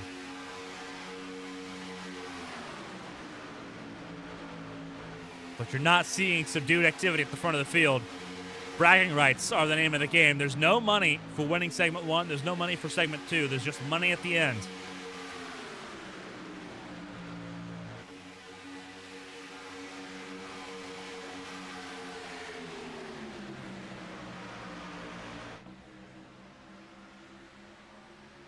Meredith tried to cover that off and couldn't. But Wygant couldn't keep it straight. Christina Ryan tried to help and couldn't get to him because Wygant was all over the place. White flag, segment 1.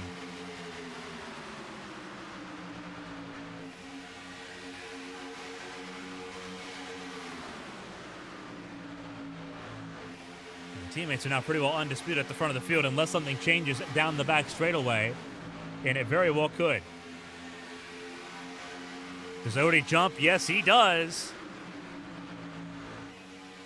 But did anyone go with him? Perhaps, mayhaps. Again, all about bragging rights. Meredith to the bottom of the racetrack. Side draft central. Stage 1's going to come to a close.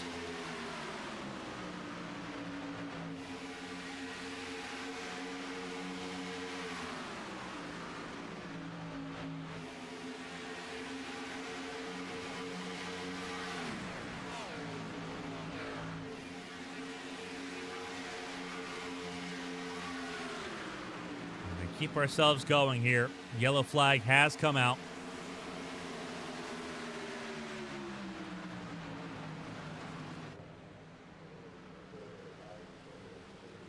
And Pereira is eliminated, along with Steven Oberstadt. We're down to 15. Segment 1, it went green. It may not have been the cleanest of stages. Steven Oberstadt would like to have a word with that. But it did stay green.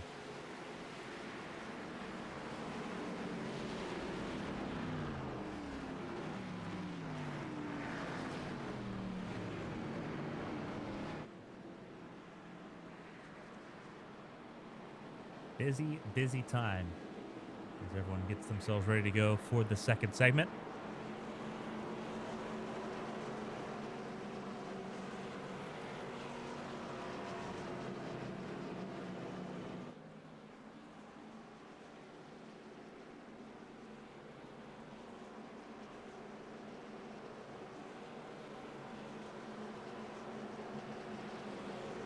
Sawyer has a chance to rejoin the field now.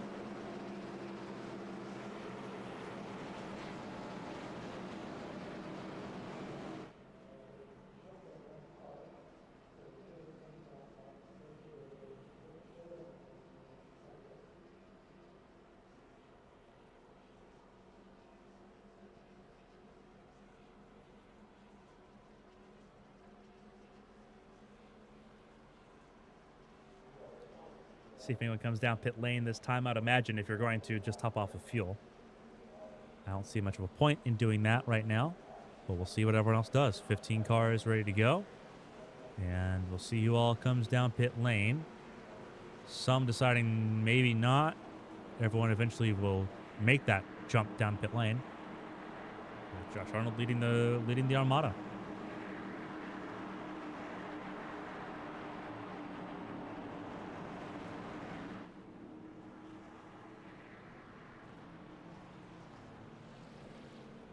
So pit stops taking place. Fuel only for several. I'd imagine just about everybody was fuel only. Actually, tires being taken by Josh Susi. And he'll drop to the back of the field here for this restart. It is Meredith behind Arnold. The teams will line up side by side here for this restart as they did on the initial. Richard Odie and Christina Ryan went from the back of the field to the front. They are in row 2.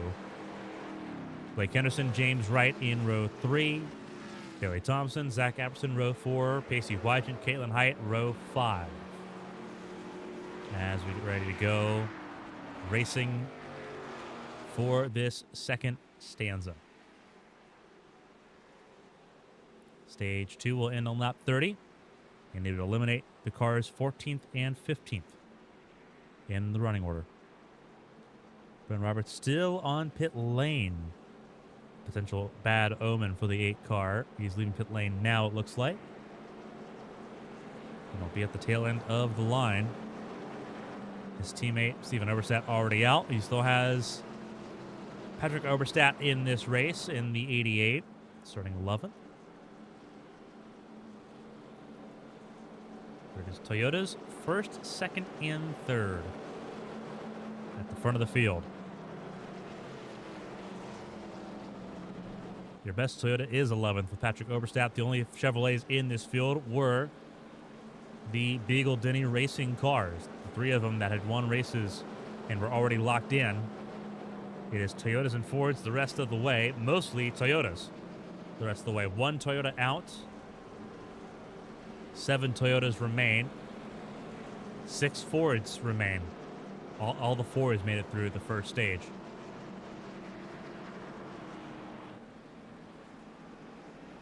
As we get ready to go back racing for this second segment. We're glad you're with us here on ABN for HTL Shootout action. A lot more to come. Tomorrow night it is the HTL Prelude to the Dream at Eldora. Part of our expanded Speed Weeks coverage here for HTL. On Wednesday on Patreon, it is the ABN Champ Car World Series from good old Watkins Glen. That is Wednesday at 9 o'clock p.m. Eastern Time. And I'll be live again on Thursday here on YouTube for the IndyCar Series from Milwaukee.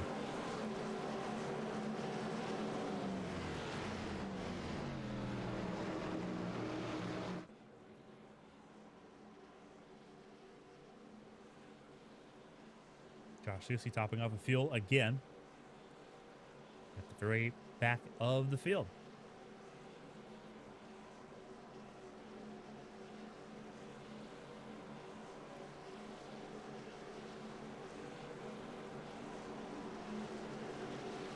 Two down, 15 remain. We will eliminate 2 more at the end of this segment on lap 30. Who is it going to be? We'll find out. Teammates at the front of the field, teammates peppered throughout the field as we get ready to go back racing.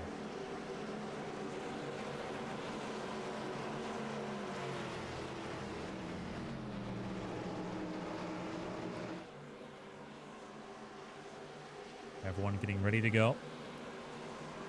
It's almost showtime. The pace car will take the left-hand turn down pit lane.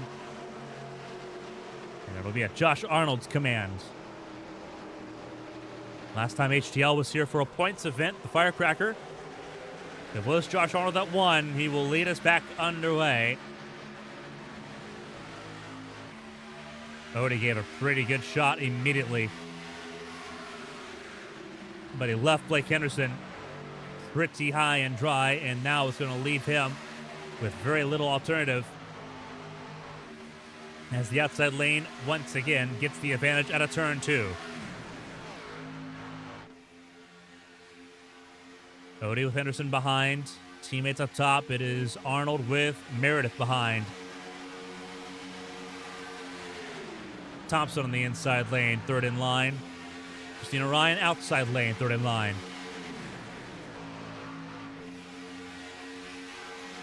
Business will pick up a little bit more. It'll reach a fever pitch in segment number 3, the final stanza of the night.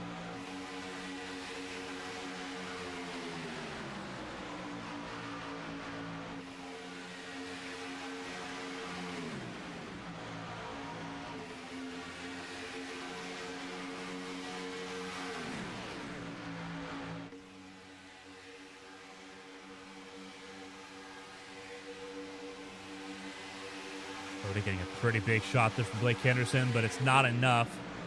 The teammates trying to play both lanes. Arnold's been pretty good at that tonight. Do you want to stay down there? Unfortunately, I don't think he has a choice now. Meredith to the front of the field. Christina Ryan made sure of it. And here comes James Wright to help with number 2. Christina Ryan trying to get to the front. And what they just did is they just split up the Militia Racing Club teammates.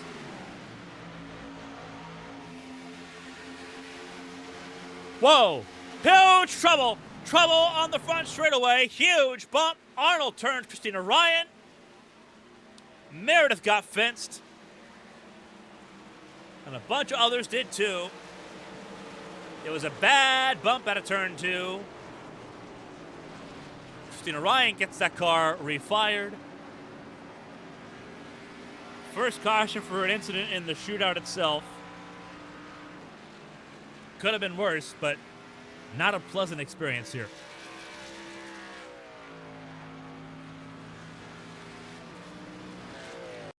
So let's take a look at what happened here. Inside lane. We'll have to back it up here in just a second and see if we can get a better look.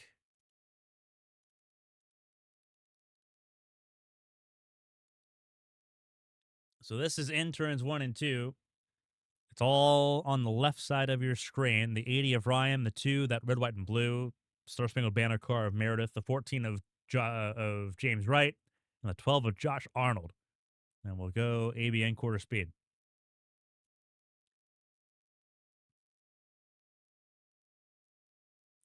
Looks like just a bad bump there by James Wright. Hits the 80. And the hook can go up the hill. There you go. James Wright hits the wall pretty hard. Christina Ryan gets hit pretty hard by the 88 and by the 8. Both of the Beagle Denny racing cars still in the running.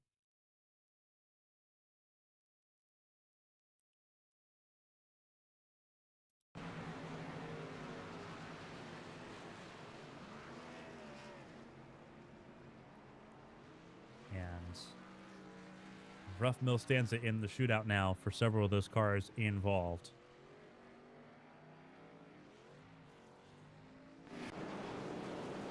And the field will come down pit lane once again, it looks like here. Looks like a couple will stay out. Blake Henderson, I think, actually will be the only car that stays out here. So Blake Henderson now front of the field for this upcoming restart, the second of the night in the shootout proper.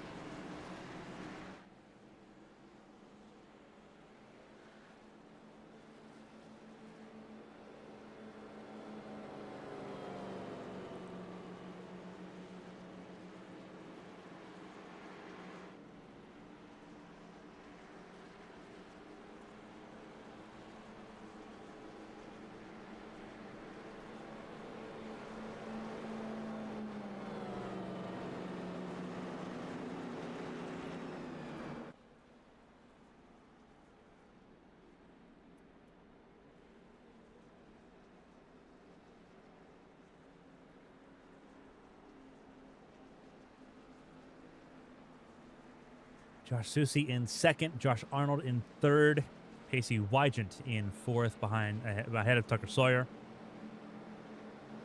He's out for Denny, Bailey Thompson, Caitlin Height, Richard Odie. Yeah, Zach Apperson there in 10th. Patrick Oberstadt getting some repair work done. Bryn Roberts also getting some repair work done, as is Christina Ryan, just now leaving pit lane.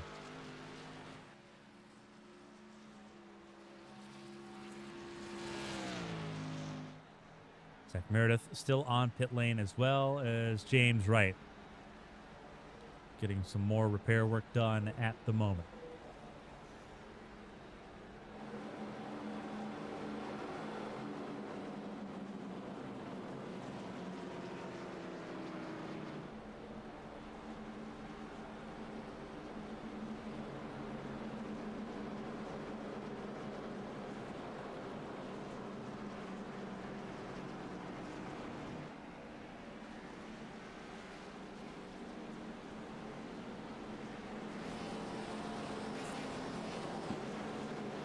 Getting ready to go back racing. Second restart of the night upcoming.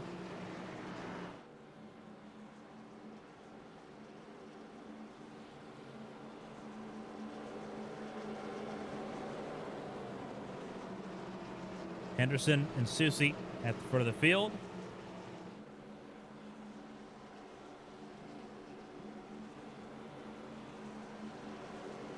Meredith and James Wright a lap down now, I would believe. Actually, no, they will not be a lap down because caution laps still do not count. We would otherwise be on lap 22 right now if caution laps counted, and they don't. So, caution laps still not counting. They will need to get out of pit lane in a hurry if they are planning on rejoining. Otherwise, it's going to be pretty straightforward. This group of 13 will be battling for the $50 in Stage 3. One thing about the caution laps not counting is that there are no free passes as a result. You can't just get a lap back, which does make things very, very difficult.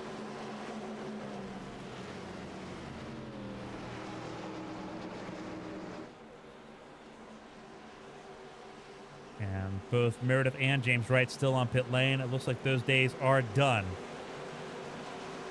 which is unfortunate.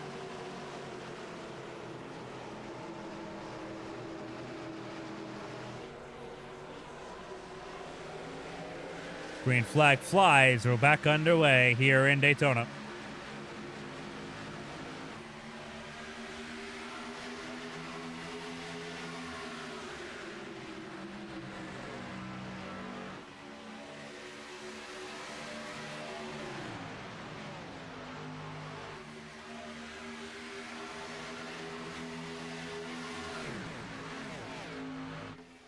A little bit of spacing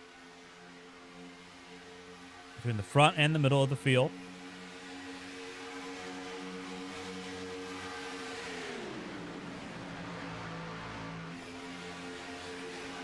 Susie just got bumped up the hill by Wygant. Held on to it, but it's going to give Henderson and Arnold the advantage here. Henderson out front, Arnold in second. Arnold goes for the race lead once again. Henderson led that lap, but here comes Arnold. No help, though, right now. He's going to take a second, whereas Henderson got Susie pretty quickly. Here comes Sawyer.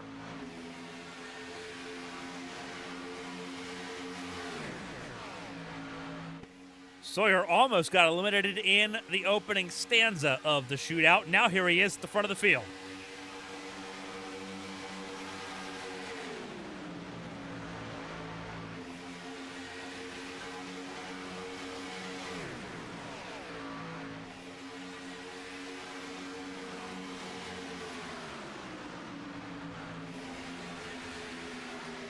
Arnold just got bumped, and he got a bad one, saved it, but gets shuffled to the back of the field. The important note in all of this is that right now all 13 cars are safe. Don't wreck yourself right now, knowing that you are in safety.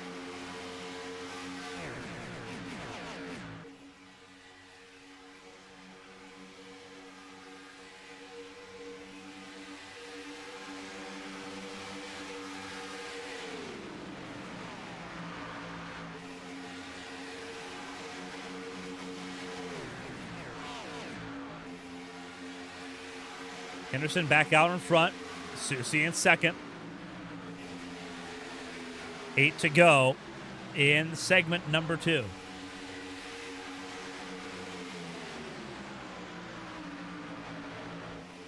A little bit more frantic because they've got nothing to lose right now.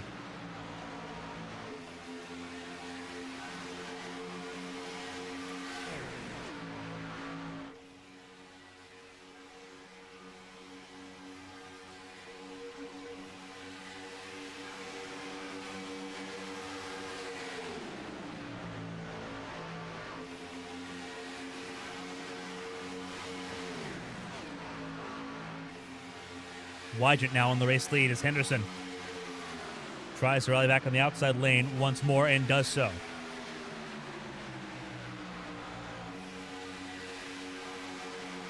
Seven to go in stage number 2.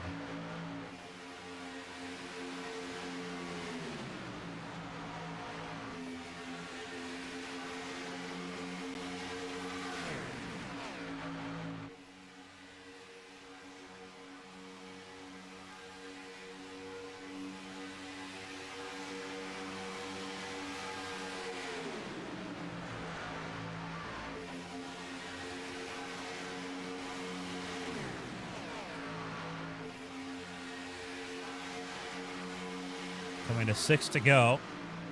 Wygant continues to run the inside lane. Henderson on the outside lane. Henderson has a little bit of help coming in the form of Apperson, the 4 car, third in line on the top. Caitlin I just went to the middle of the racetrack to shuffle Apperson up and out of that conversation.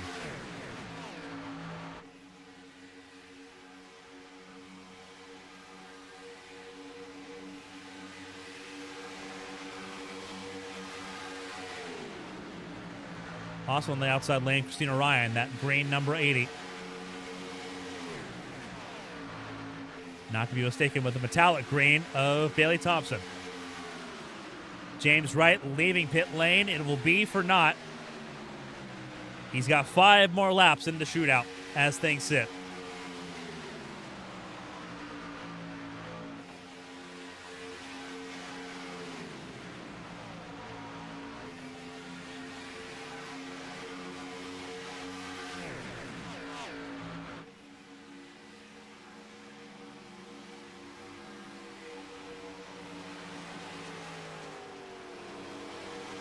You see James Wright get past on the bottom of the racetrack. There he is. He was staying out of the way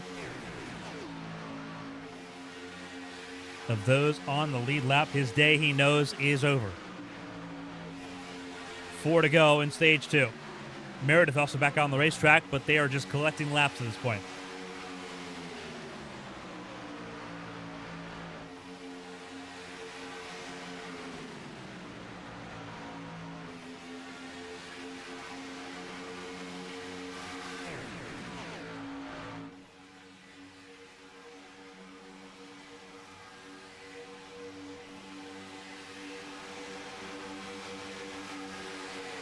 Again, it's just posturing right now for the 13 running. A lot of learning going on at the moment.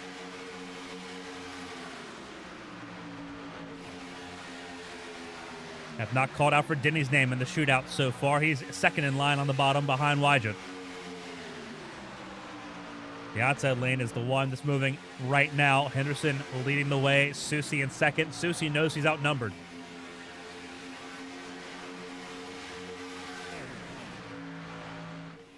But I also don't think it's mission critical at the moment.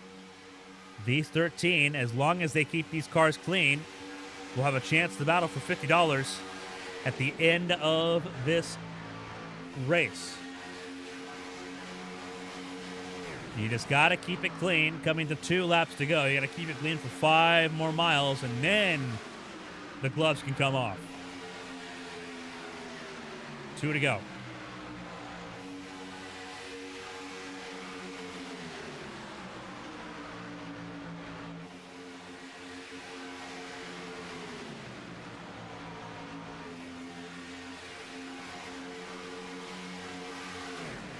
Inside lane gets a little more help. It's still Henderson and Susie ahead of Wygent. Now Caitlin Heights also clear in third, but not clear enough to jump down to the bottom of the racetrack. That's what she's trying to telegraph there in that 13 car. Trying to telegraph that drive to get up and out in front of the inside lane, but can't quite do it. White flag is in the air. 1 to go in segment 2. It is Henderson, Susie, Height, Wygent, Ryan, top 5. They just got to make sure they keep it clean on the way to the end of the stage. 3 wide, further back, Odie with Patrick Oberstadt and Josh Arnold. They will cycle to the bottom of the racetrack.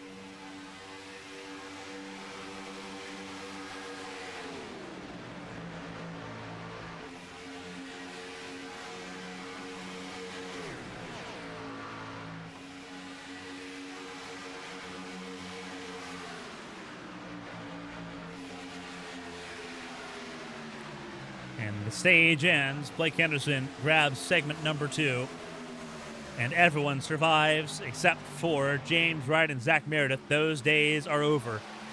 And they will have to regroup and try again when it gets a lot more serious for qualifying for the HTL Daytona 500 next Monday.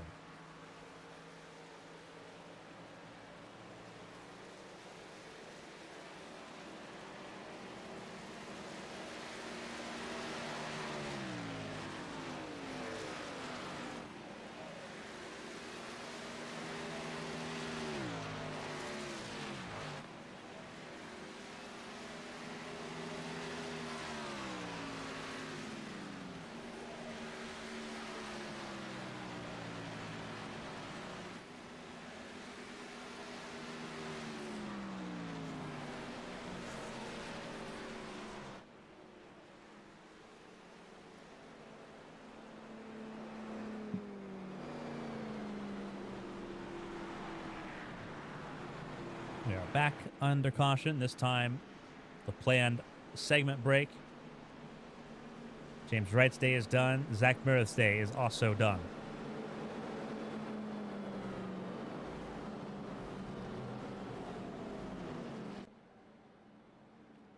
And now the cash prize up for grabs for the 13 remaining cars here in the HTL Shootout to kick off Season 8 of the HTL Cup Series.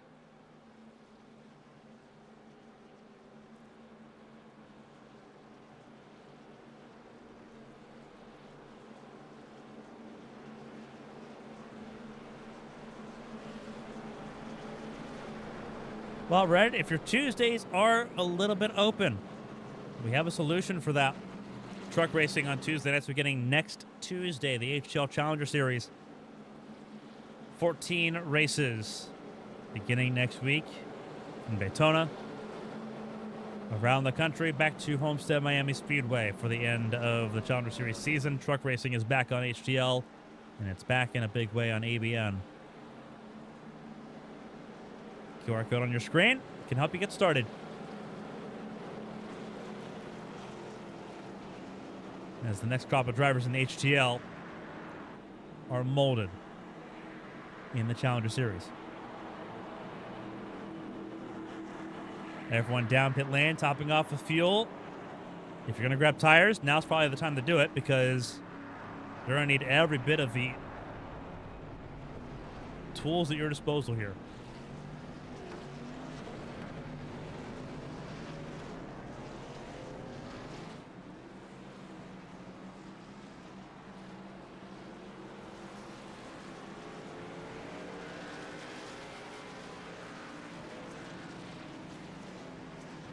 Richard already stayed out very interestingly there. So he will be at the front of the field.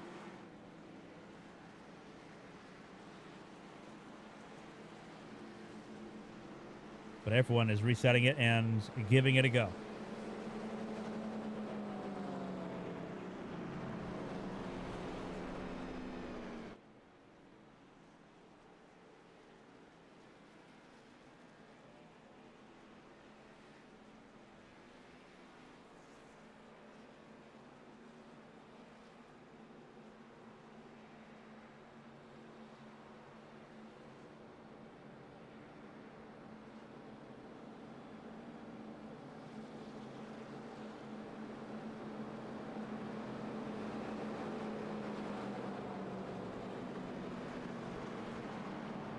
$15 laps from the finish here of the HTL Shootout. We're glad you spent your Monday evening with us. HTL Cup Series action is back here on ABN.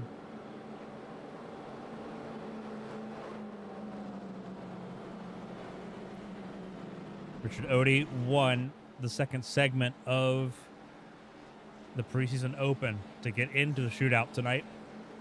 He now leads the way in the shootout itself, coming to the final stage. Caitlin Height in second, former HTL Daytona 500 winner. On the front row, same with Josh Susie, former HTL Daytona 500 winner, former two-time champion of the series. In third, Zach Apperson in fourth, Alfred Denny in fifth, Christina Ryan and Blake Henderson sixth and seventh. A lot of teammates in that conversation, four of them in a cluster.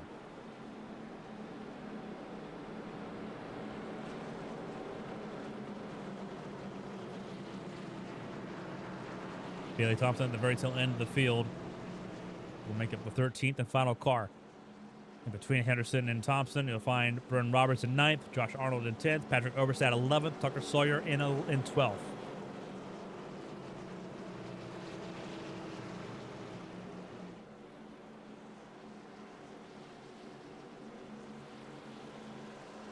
James Wright, Zach Meredith dropped at the end of segment 2. Olivia Pereira and Stephen Oberstadt dropped at the end of segment number 1.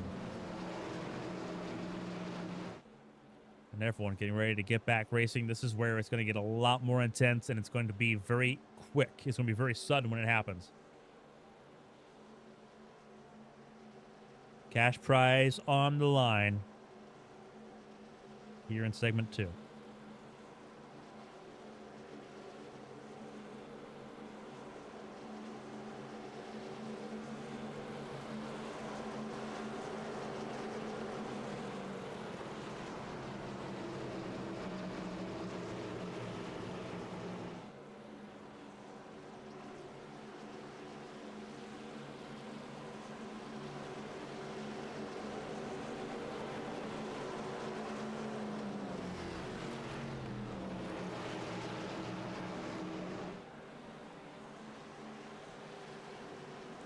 13 cars remain in the HTL Shootouts. Richard Odie looking for the biggest moment of his Cup Series career. Let's see what he can do at the front of the field. Pace car is in. And the green flag flies. We're back on the way for the final stanza.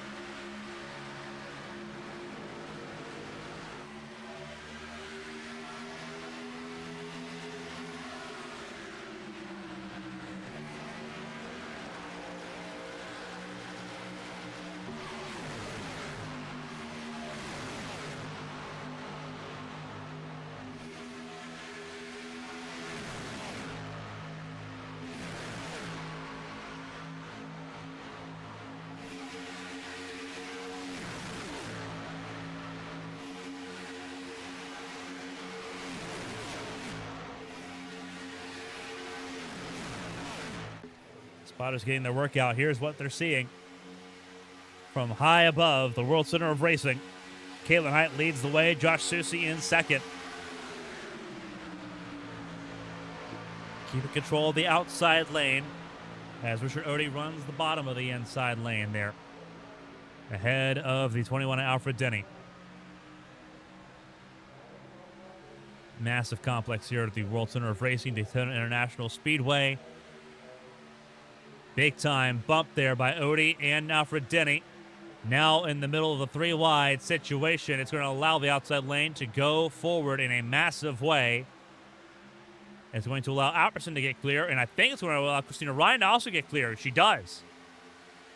Now they've got wiggle room to expand if they want to. Top five, single file. Out on the outside, here comes Josh Arnold. Arnold lost his wingman in stage 2.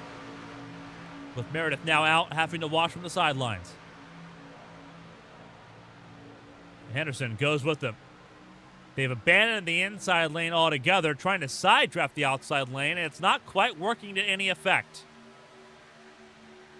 Trying to crowd that outside lane, and it's not working. And you see the gap between the front of the field and not. Apperson goes to the bottom. Christina Ryan goes to the bottom. Susie tries the side draft. And now it's the active teammates versus the former teammates. And who's going to lead this lap? Caitlin Height does, but it's not by much. All 13 still in the conversation. Sawyer rounding up the rear. 11 laps to go in the shootout. And here comes Surge through turns 1 and 2 for the outside lane. Caitlin Height and Josh Susie both know how to win here at Daytona in just about any condition. But so does car number 80, Christina Ryan, and so does car 25, Blake Henderson. They're on the bottom of the racetrack. So does the 88 of Patrick Overstat.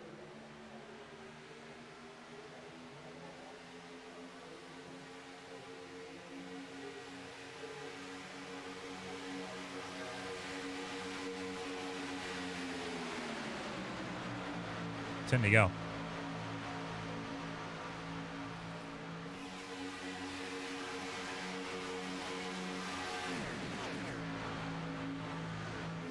Caitlin Height out front.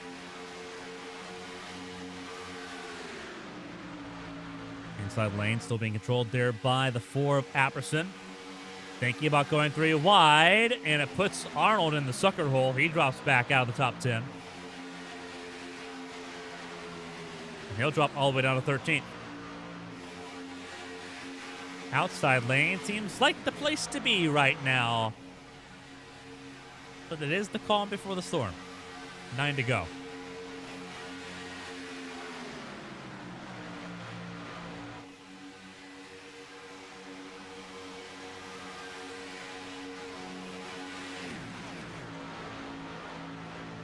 Height, Susie, Apperson, Wygant, Ryan, Odie, Henderson, Roberts, Oberstadt, and Arnold breaking back into the top 10 on the back straightaway. Sawyer, Denny Thompson, the last 3 running at the moment. Here comes a good surge from the inside lane. 3 teammates lockstep on the bottom. Apperson, Ryan, and Henderson seeing what they can do against the strange bedfellows. Here we go. Trouble between the teammates. Lack of communication. Henderson went top side. Apperson in the middle. Ryan all alone. And now the outside lane undisputed with 8 laps to go.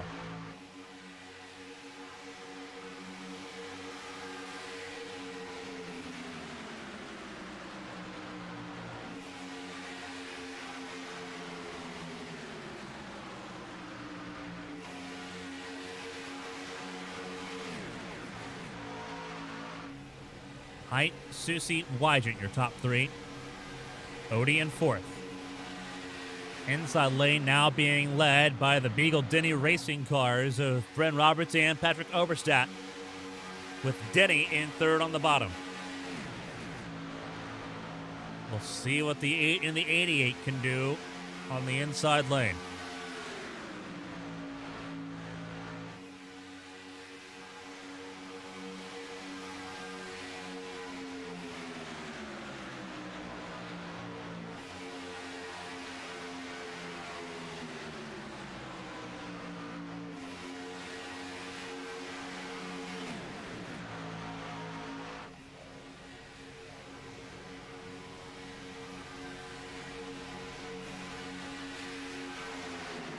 Six laps to go now. And it feels like it's posturing to set up the 13 of Caitlin Height for failure.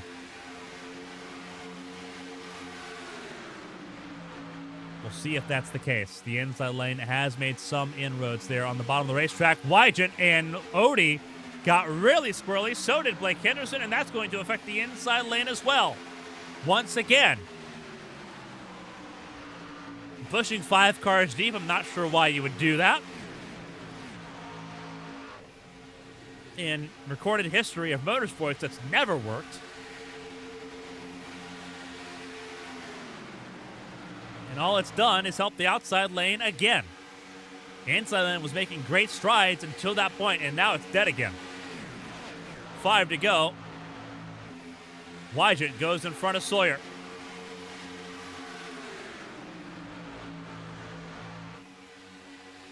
And it's very clear the strongest line's the outside lane, not just because it's got momentum, but because the strongest plate racers are in that lane right now.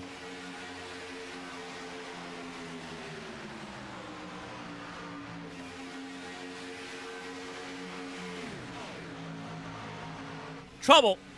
Maybe. Did they save it? Yes, they did. Arnold and Henderson both saved it, but they're at the back of the field now, just trying to hang on to the draft. 4 to go. Remember, 34 combined race wins at the front of the field in the hands of Caitlin Height and Josh Susie, 18 and 16 respectively.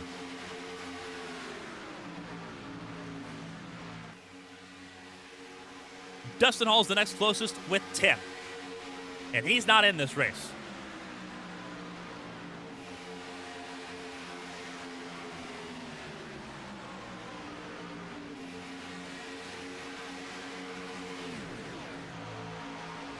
Coming to 3 to go. If the inside lane is going to do anything, now is the time. Henderson and Arnold are not part of the conversation. 7.5 miles in the shootout as things currently sit. Christina Ryan, middle 3 wide. Will get some support. That is from the 21 of Alfred Denny. Will it be enough to disrupt anybody? Maybe. The Ascent cars tried shutting the door, but it cost them precious momentum.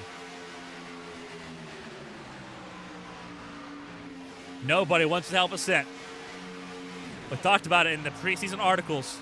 The Ascent formation did not have any friends. They were the most unpopular team in the grid, and you're seeing the effects of that being abandoned and left high and dry is the 00 and the 09.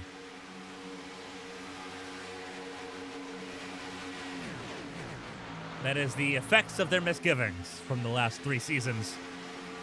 Now back in the forward, they are now at the back of this group. They have been shuffled well and truly out of the conversation with 2 to go. Contact between Ryan and Bryn Roberts. Mixes the field up again. but it's single file still at the front.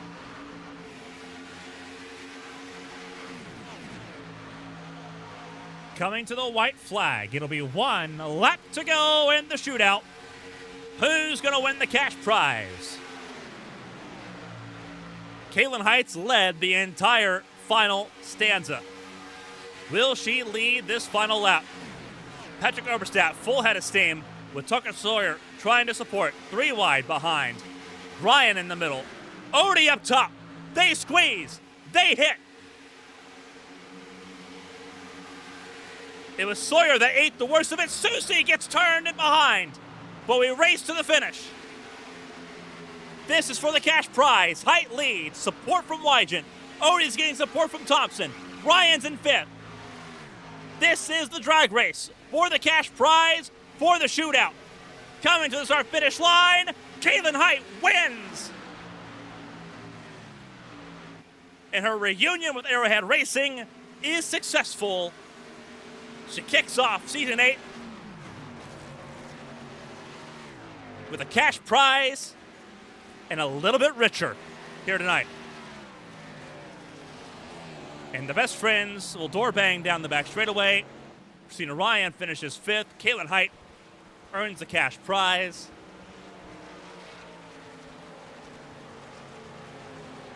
Wygant, Thompson, and Odie all tried, but Caitlin Height, when she needed to, mirror drove to perfection. And one of the things she had not yet won, she can now check off her list. She has won the shootout here in HTL. And now she'll try to go 3 for 3.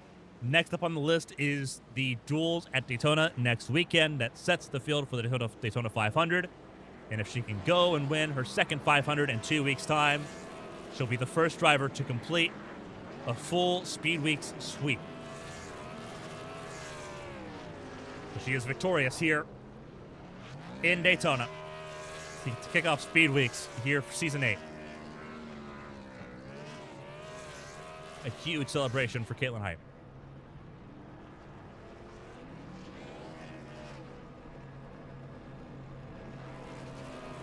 Everyone learned quite a bit tonight.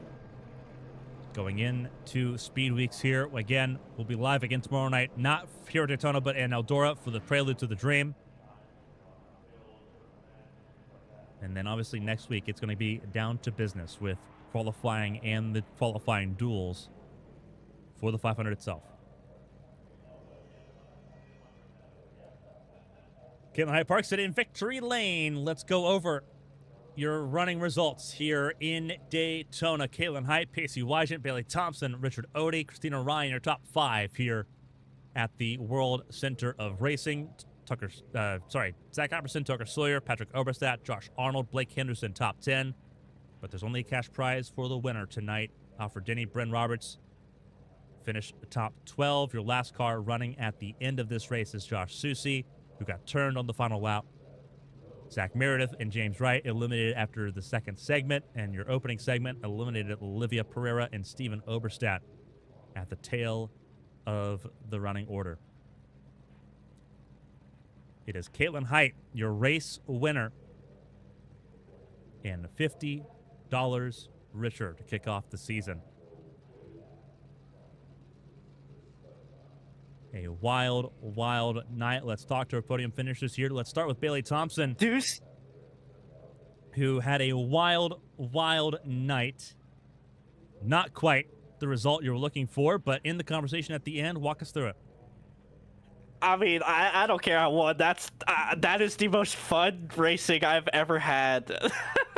I've never, like, the amount of times I got, sorry, let me calm down a bit. The amount of times I just got, like, shuffled back, and then the way you could just shoot yourself forward by pushing it, that's incredible. I don't know what more you want from racing. Obviously, everyone going full out here. A lot being learned as this all goes along. How important was learning tonight? Obviously, being able to get the extra time in the race tonight helps a lot towards the duels next Monday. How important was tonight as far as figuring out exactly how far you can go now that you're racing in full-on race conditions here? It's not just off-season stuff now. This is super important to me because I learned so much about how certain people drive in the field. Like not gonna name names here, but there's definitely people I don't want to be around next week in the duels in the 500, and then there's gonna be people where I'm gonna be prioritizing them, even if it's a teammate nearby. Obviously, no cash prize tonight, finishing third in the running order here, but a fun night overall. Before we let you go, if there's anyone shout and say thank you to, the floor is yours. A wild night here in Daytona. Billy Thompson finishing third to kick off Speed Weeks in pretty good style. Yeah, of course. First and always want to thank my dad. He's the reason I start racing and do everything. So I want to shout out you, Dad. Yeah, I love you, and I wish you were here to watch this. But then, hold on, we got a list of sponsors on Tombstone now. So I want to thank my business, BT Visuals, Blanket Chip Freight Lines, CH Productions, Team Conti, Sim Performance, Henderson Graphics. I think that's everyone. I want to thank you, Carmen, for putting on this fabulous show. Everything you do behind the scenes, it's incredible how much effort you give us. So I'm glad we can help put on this show for you. I want to thank my teammates, Blake, Alfred, Christina, Zach. Hopefully I'm not forgetting anyone. If so, that's embarrassing. But yeah, this was amazing. So thank you. A phenomenal job for Billy Thompson, racing the third here in the shootout. Next up, a try to go for pole position for Billy Thompson next Monday. We're gonna get pole! Everyone trying to do so here in the Daytona International Speedway. We'll talk to Pacey Wygen up next, second in the shootout. No cash prize here for second place, but a lot of lessons learned going into next Monday's qualifying duels and then the 500 itself in 2 weeks' time. Pacey Wygen, walk us through it. That was elbows out, start to finish, but we didn't expect anything less with no points on the line. I'm just glad I made it to the end. No, I don't know. It was just a big test session, essentially. Inside's dog, outside's king. Pretty much just like every other car here. Yeah, not much to it. It's just I hope you don't die or get a bad push. I already heard from some drivers, everyone learning some bits and pieces to go into the duels next Monday. Obviously the 500 after that. You're one of the 36 that's locked into the 500. Just a matter of where you're starting for that race. What did you learn going into the duels, and how can you apply this to try to get a good starting position for the 500 itself? I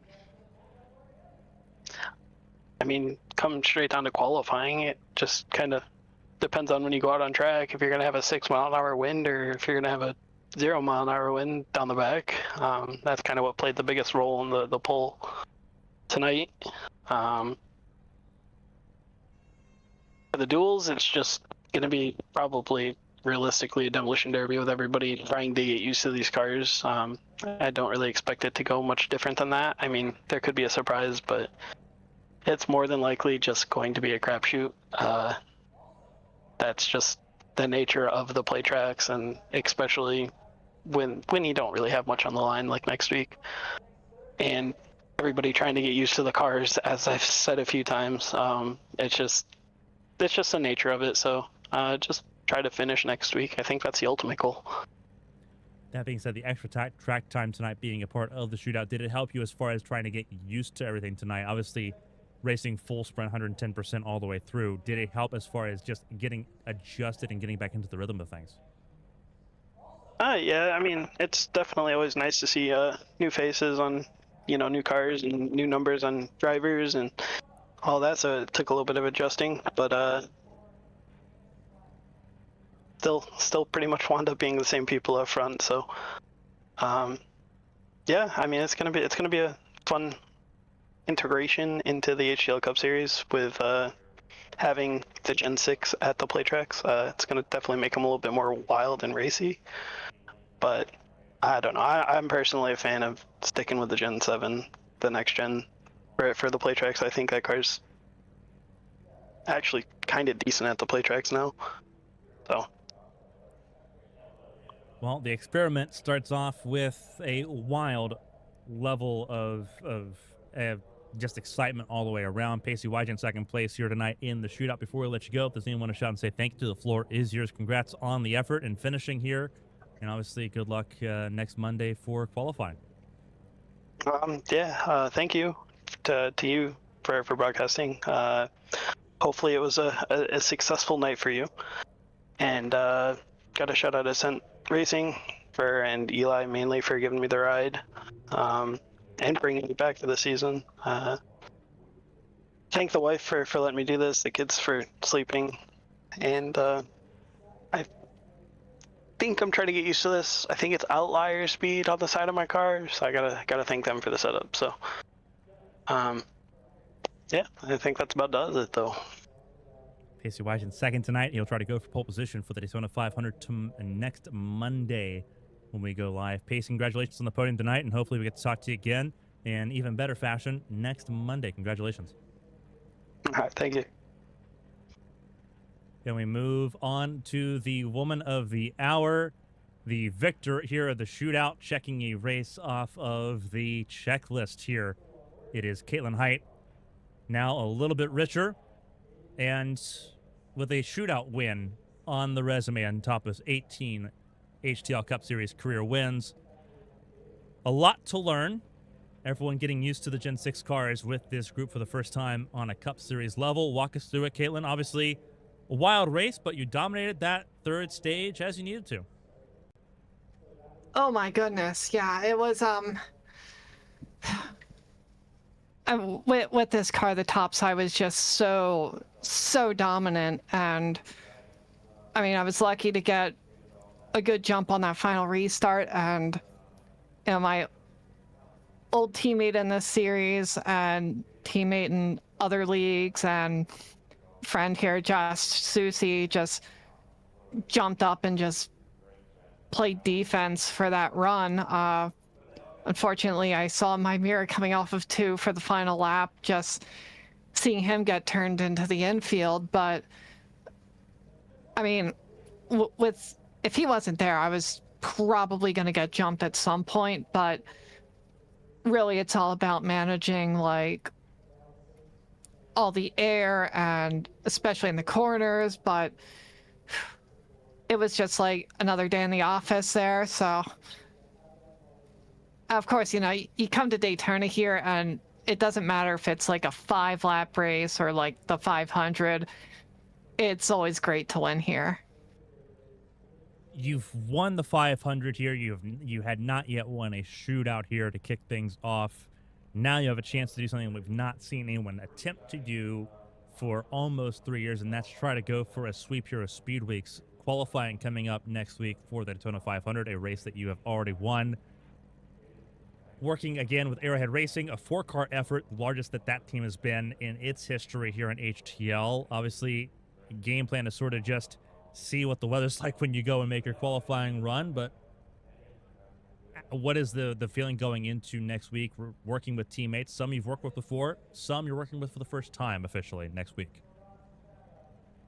Yeah, we're basically gonna, you know, start finding out, you know, who's best out what role for, you know, drafting and such. And no, I still have plenty of friends out in the field here to work with. I mean, Christina Ryan, she's always great. One of the best when it comes to this. So, you know, always have the option to work with her if need be is always going to be a plus too.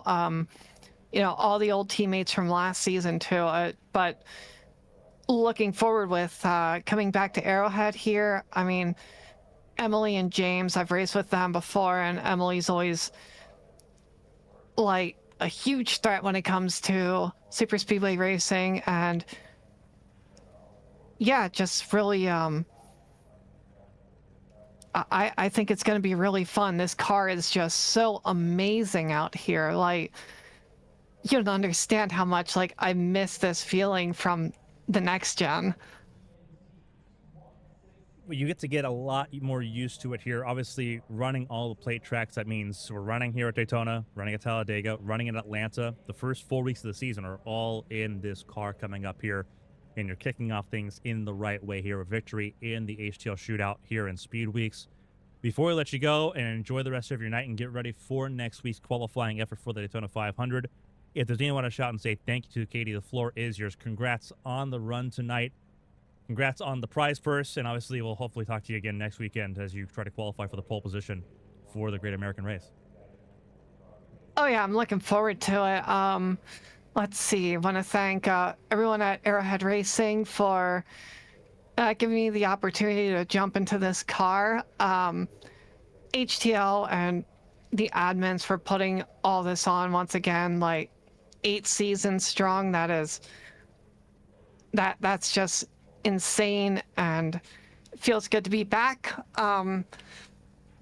Obviously you for putting on the broadcast for everyone to watch, and everyone that's watching here tonight, big shout out to both Riv and Chris, and of course Jamie, and yeah, everyone else that have worked with me tonight. Yeah, it was just a blast. I don't care if I would have like crashed out or anything, but to win, that's just the icing to everything. It's going to be a lot of fun seeing how the season unfolds here. Caitlin Height, race winner of the shootout here tonight. $50 richer as well. She'll try to go for pole position next Monday. Katie, congratulations. We'll see you again. Thank you. I'm going to buy a tank of gas. Sounds about right. But Caitlin Height, congratulations on the race win here in Daytona. We'll see you again next Monday as you try to go for pole position. Congratulations. All right. Thank you. That was Caitlin Height, your race winner here from Daytona International Speedway. A fantastic job for everyone involved again here tonight. Again, a huge reminder, we'll be racing again next Monday for qualifying and the qualifying duels here from Daytona. We will also be live tomorrow night for the Prelude to the Dream from Eldora Raceway, the HTL charity event. Join us again for that. It's going to be a lot of fun. Dirt street stocks, everyone just throwing dirt around, having a fun time. It was all-out racing tonight. We'll see a different level of that tomorrow night. We hope you join us on YouTube for all of it. Thank you all so much for joining us here on behalf of HTL and all of its partners and everyone here at ABN Studios. I'm Carmen Sienna. Stay safe, stay healthy, stay dry, and stay cool. We'll see you tomorrow night from Eldora. Stay safe, everybody.